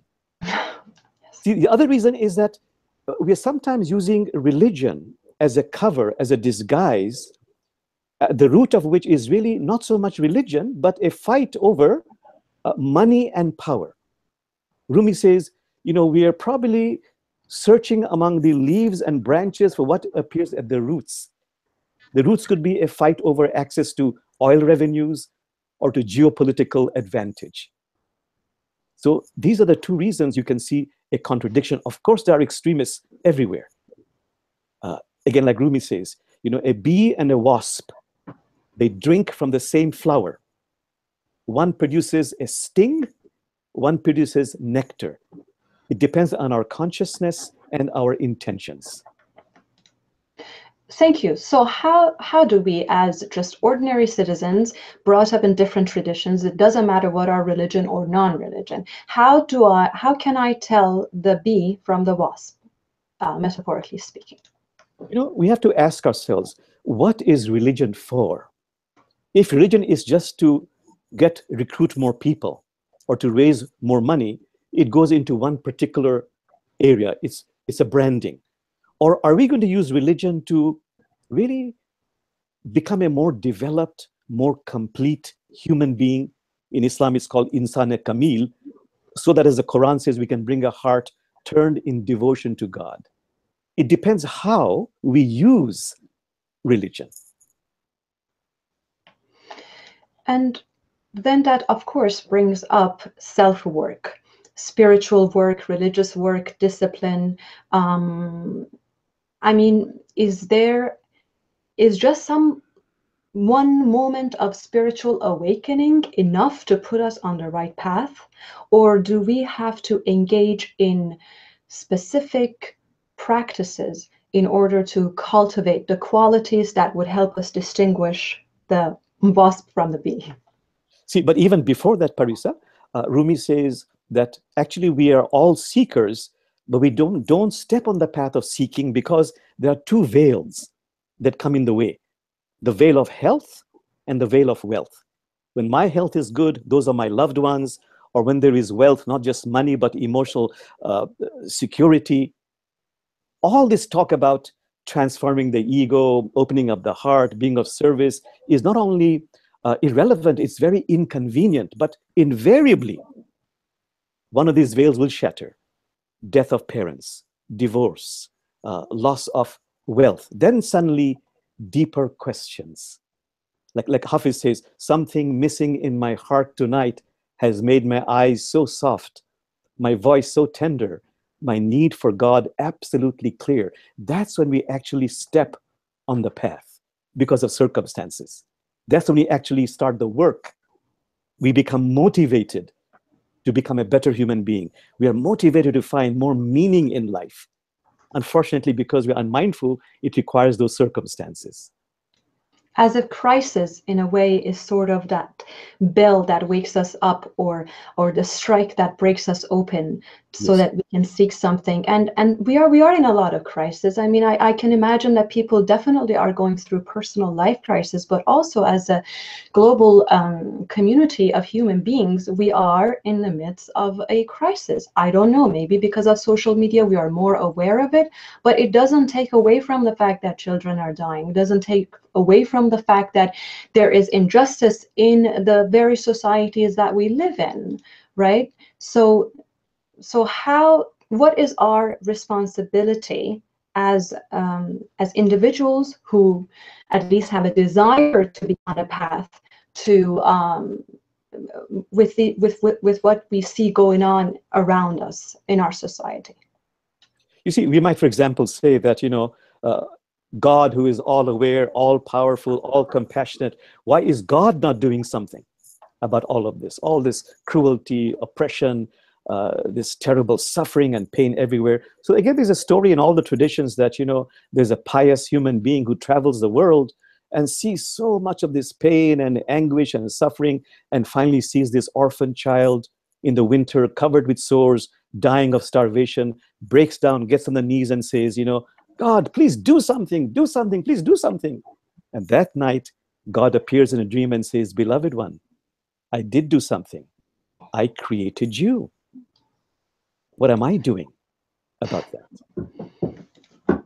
Sooner or later, that will strike home in our lives, that we can make a difference.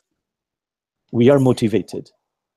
Yes, and correct me if I'm wrong or I've misunderstood the Quran here, but when you read the Quran, you realize that every time that there is a definition of some kind of a spiritually achieved being, or the mu'min or the believer, immediately after that there is something that has to do with action. If it's either taking care of the orphan, or given to charity, or helping people who are who have to migrate, refugees, etc. So what is the relationship between Islam and social activism? You see, every time in the Quran, there's a verse on prayer. It's followed by a verse on righteous deeds. And the word righteous deeds appears again and again and again. It is not your gender. It is not your religion that will take you to heaven, says the Quran.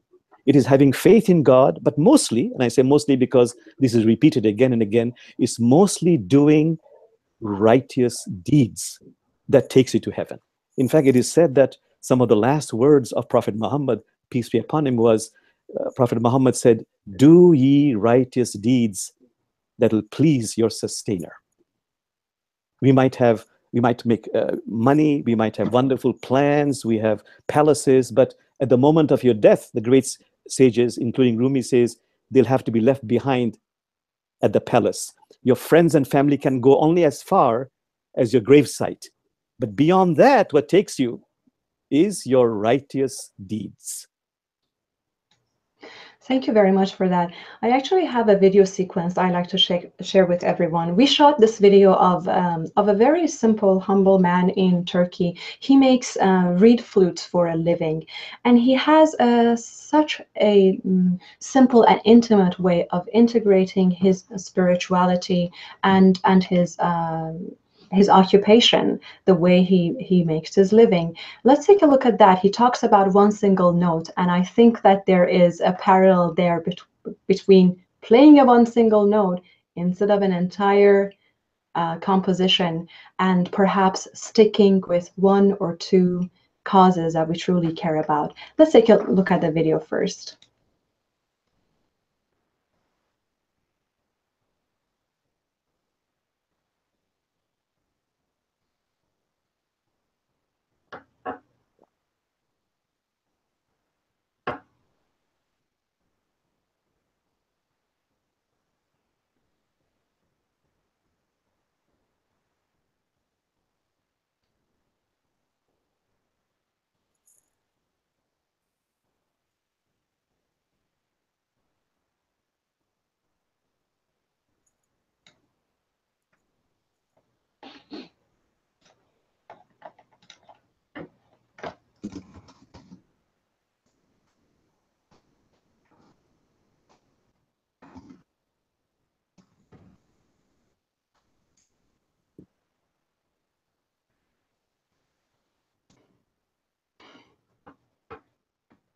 It's good now. People are watching the video. Oh, good, wonderful. This is great. This is great. And maybe after this, when we come back, you can just you take us through the journey, what we are faced, what I'm calling like occupies the popular attention right now.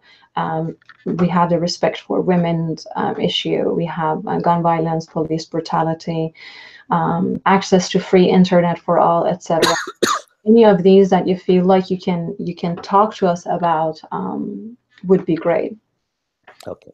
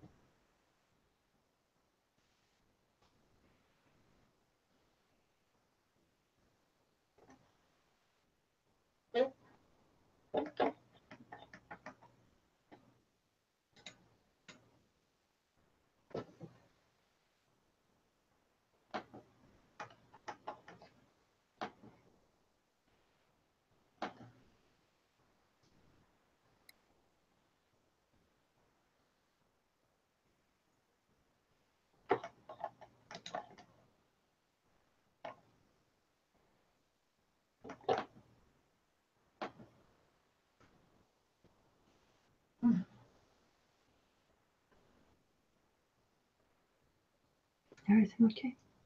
Everything okay? Are you girls having a good time? Yeah. Good. Thank you so much. It's a beautiful program. Yeah.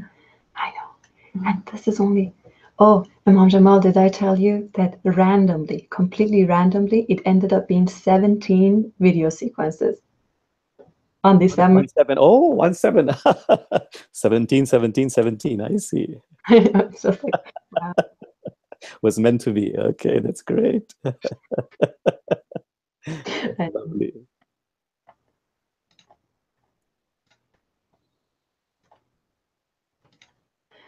Okay, we're back. Imam Jamal, Yes. tell me please, what do you think about that one single note, the notion of non-distraction? You know, by the way, that when you that video of that one note reminded me of this Rumi poem when he says, "What is praised is one." So the praise is also one. You know, all these religions, all this singing, it's really one song, and the differences are just illusion and vanity.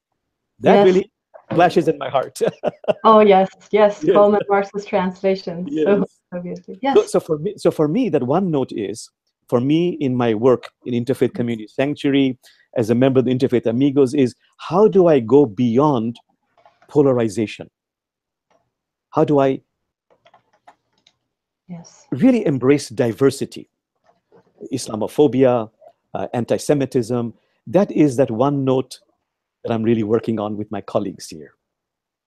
I can tell you more about it if you want me to. Yes. So let's get polarized.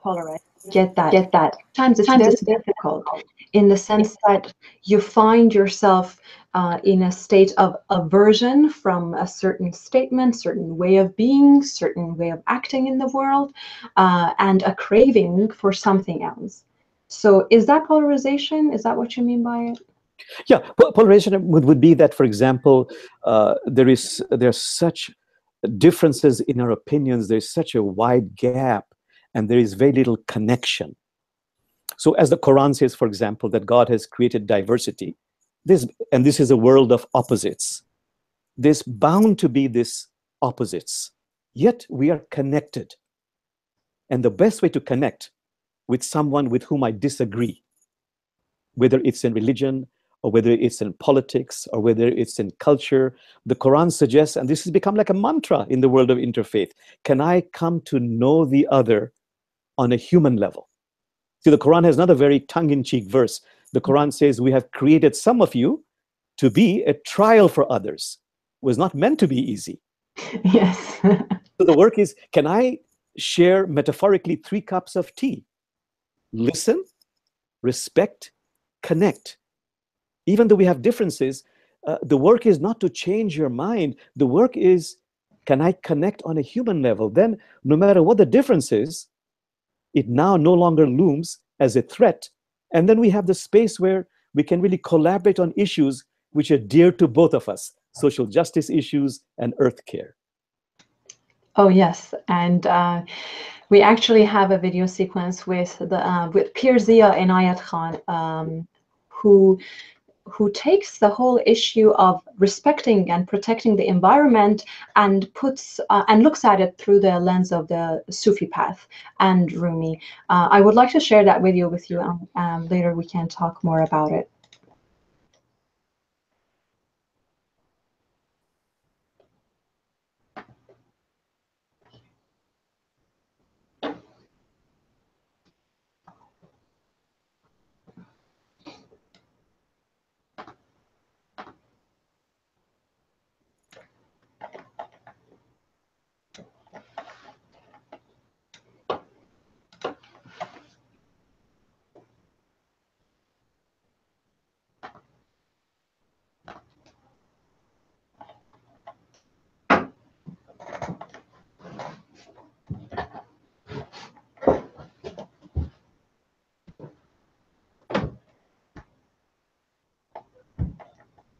Why is the video not playing? Oh, is it? No, but not on hers. No, no, no.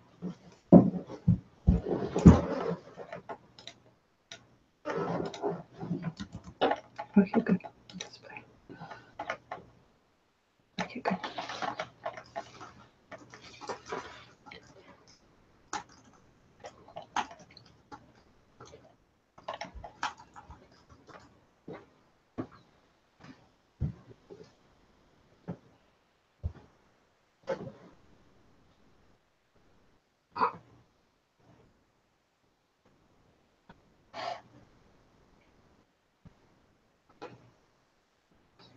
This is a video with Pirzia Inayat Khan. Ah, I did see that one. Yes, I liked it.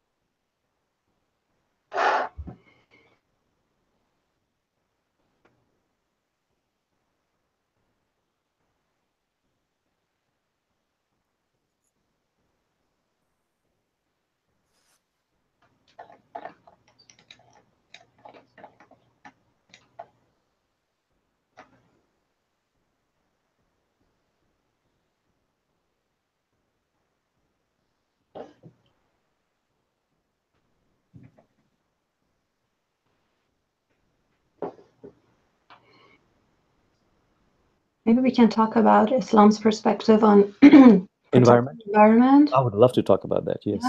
Great, thank you so much. My pleasure. And then you can bring up respect for women and Okay. also one more video sequence about the web of consciousness. Then we'll talk about freedom of the internet, if you want. Sure.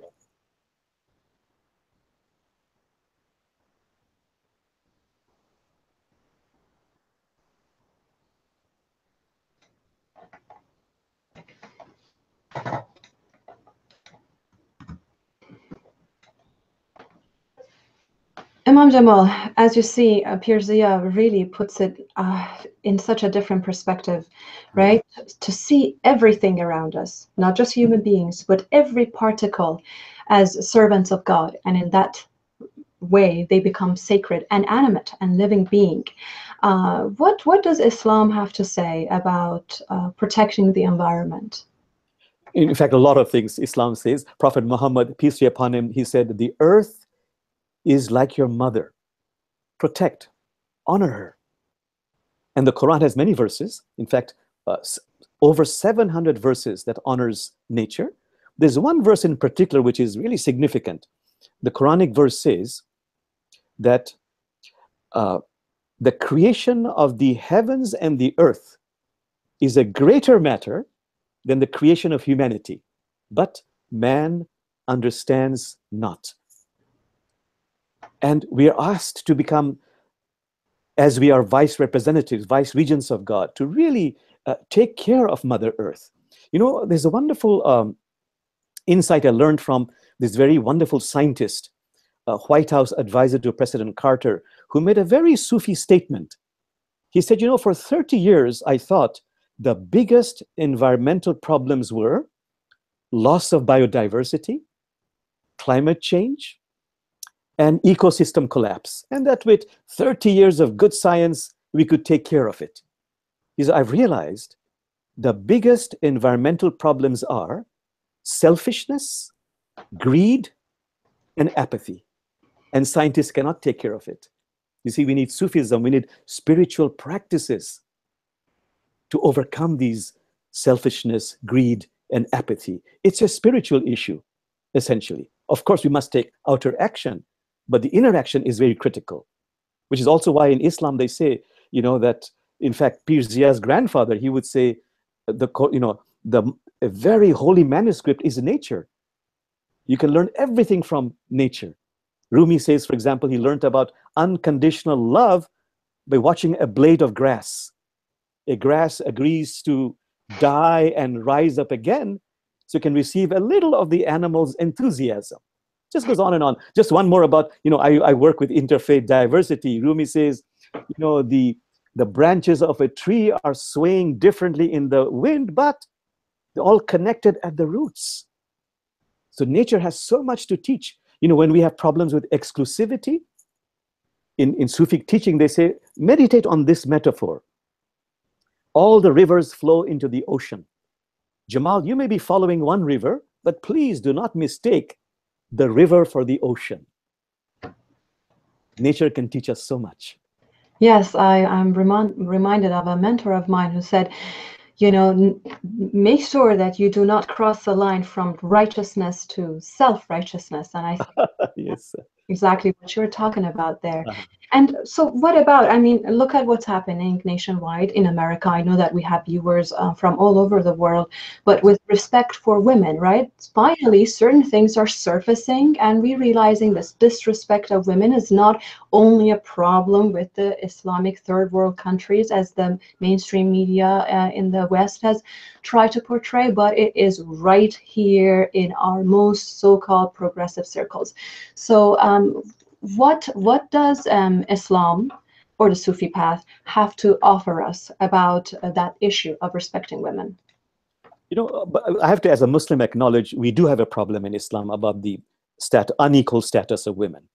Of course, it varies in different countries, but this is very ironic because in the 7th century, the Prophet Muhammad, peace be upon him, and the Quran gave women property rights, divorce rights, inheritance rights. So what is the problem? They went along with the Prophet Muhammad as long as he was alive, but the moment the Prophet Muhammad died and Islam spread to feudal societies, all those verses in the Quran that were in favor of women were turned in favor of men, actually. So the women say the Quran is never the problem. The Prophet Muhammad is, of course, never the problem. The problem is the patriarchy of men. So in our house of worship, we say the best way to overcome this is, let's ask the women, what can we do? So the Muslim women have told us several things. They said, yes, please listen. So we listened, the men listened. They said, please create the space for us so we can talk about our pain, our anguish, our suffering, without fear of retribution. And we also want to listen to the pain and anguish of men. That's one thing. Number two, they said, please begin to address God as often in the feminine pronoun as in the male pronoun. And yes, we have heard all those reasons that in Arabic there is no neuter, there is no it, but please start addressing God as she. And the third thing is, let's overcome these outdated customs that don't serve the common good. Why cannot women do the Friday khutbah? Why cannot the women lead prayers? I know so many women who are so much more qualified. I mean, I remember a personal story. When I came to America, I kind of missed being in the circle of maybe some other Muslims. I wanted to go and say prayers together. It's not something that I do often in a group, but I thought, hey, in America, let's go and experience it. And honest to God, I mean, when the guy, this imam, started talking, I just wanted to run out of that mosque. And truth be told, I have never been back because the woman sitting next to me is a lot wiser and has a lot more to offer to the conversation than this so-called imam sitting up. Absolutely. I'm so glad you said that. In our house of worship, an interfaith community sanctuary in Seattle, in Friday, most of the khutbahs are done by women. And whenever possible, in fact, the majority of times, women lead the prayers. And slowly, little by little, the men are changing, realizing there's nothing in the Quran that goes against this. This is totally in conformity with Islam. Beautiful. Thank you very much. There's so much more we can talk about. Violence is one, police brutality, gun violence that we are experiencing, but I do see that we are approaching the end of our time. I want to show the last video sequence with Llewellyn Bonley, who is also a Sufi teacher here in California. And he refers to the internet as the web of consciousness. And with what's happening with our the freedom of internet and its availability for everybody in an equal way is now threatened in a fundamental way. I think this is a very relevant video. Let's watch that and we will come back for some final thoughts.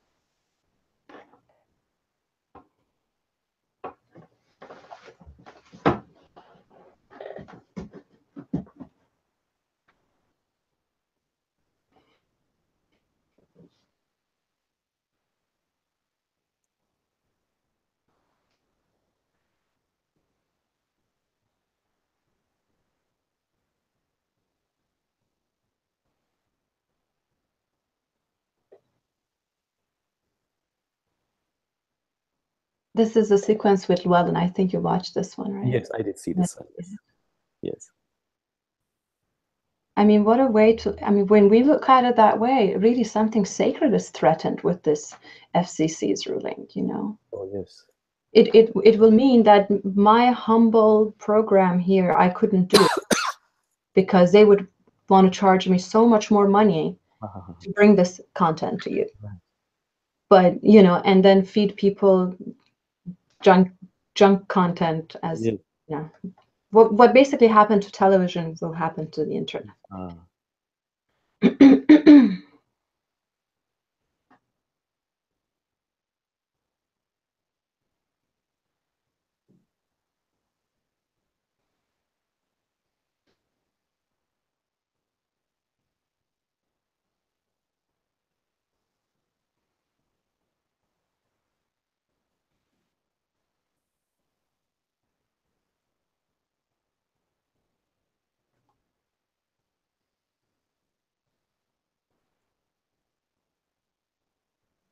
This turned out to be a 2.5-hour program. Oh, is that? But you see, I'm sure people are very engaged.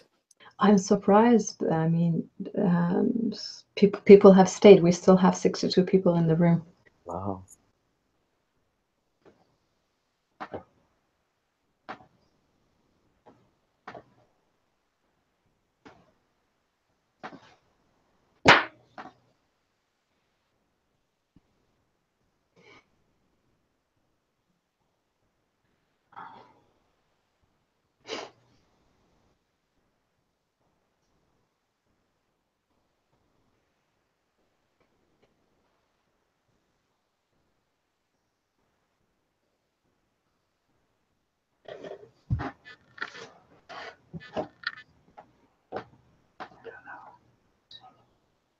Mm.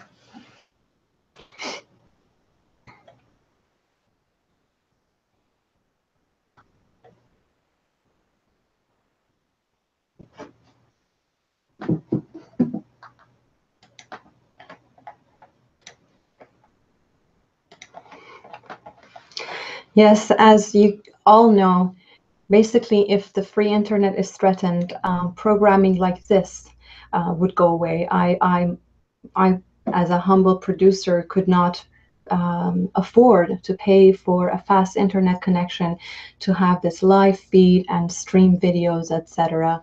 And I love it. I love the way that Llewellyn Bonley speaks of the internet as this web of consciousness. It truly, as we are experiencing right here in this room, enables us to connect a global community of awakened hearts and to help each other in our journeys. Jamal, do you have any thoughts on either the internet, the web of consciousness, or the idea or the possibility of creating an international community of spiritual, not only seekers, but activists grounded? Absolutely, absolutely. Yes. You know, the Quran says that, well, the most used word in the Quran is Allah, but the second most used word is ilm, that knowledge which can lead to wisdom and higher awareness. So through the internet, so much of information can lead to knowledge and wisdom and higher awareness. Then the Quran says, you know, that God has deliberately created diversity so you might come to know the other.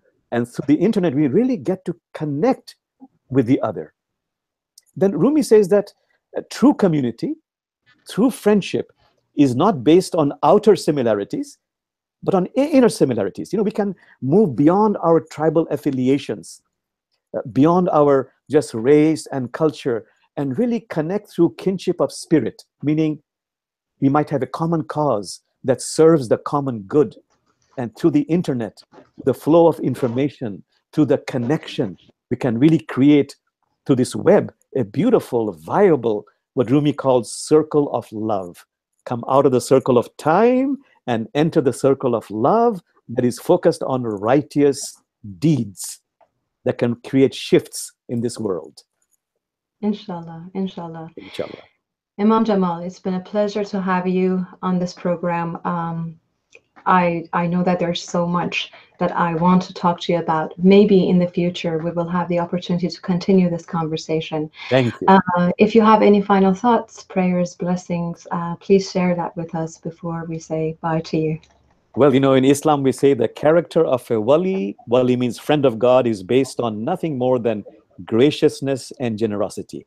Thank you for your graciousness and generosity, Parisa. You've been a friend of God. And this program is just beautiful. Thank you. May it continue and flourish. Thank you so much, inshallah. And to my dear viewers, thank you so much for staying with us. This was supposed to be a 2-hour feast. It ended up being almost 2.5 hours, and I see that most of you have stayed in the room. Just some notes. First of all, if you haven't taken the poll questions, those are the blue blocks of box, I guess blue box of text that appear in the chat box. Please click on those and answer those questions. If you want to send me an email with a longer answer, I am typing my email for you in the chat box right now. Please do that. Also, let me make sure that the address is right. Yes. Also, go to www.onethroughlove.org. I'm putting that in the chat box as well. Top right corner, subscribe to the newsletter. In a few hours, or maybe by tomorrow, I will send you an email with some assets. Number one, while we produced this program, as we were live, so many people sent us live videos from Konya, from the tomb of Rumi and Shams of Tabriz, and they also sent video messages. I want to give you a link to all of that. I'm also going to archive this webcast and give you a link to that. You'll also be able to stay in touch with me for future programs, etc. What else do I need to tell you? Also, if you look at the top of your screen, there is a small yellow button called Donate. And you know what that means. If you can, or if you know anybody who can, and if you care about programming like this, please consider donating to One Through Love, because I have so many hours of material that I've shot with Stephen Olson in different parts of the world. We want to be able to hire editors to produce more video sequences like the ones that you just watched, and also be able to produce live webcasts like this, hopefully with a bigger staff and a smooth, more smooth production. And yes, and show up. Please stay in touch with me. Actually, on Facebook, I am available at Parisa Soltani, my first name, last name. Send me a message. Tell me that you're in this room. Let's stay connected on social media as well. And show up next time. You know, Rumi says, be certain in the religion of love, there are no believers or unbelievers. Love embraces all. I am Parisa Soltani, your host for One Through Love. Until next time, stay with love. Blessings.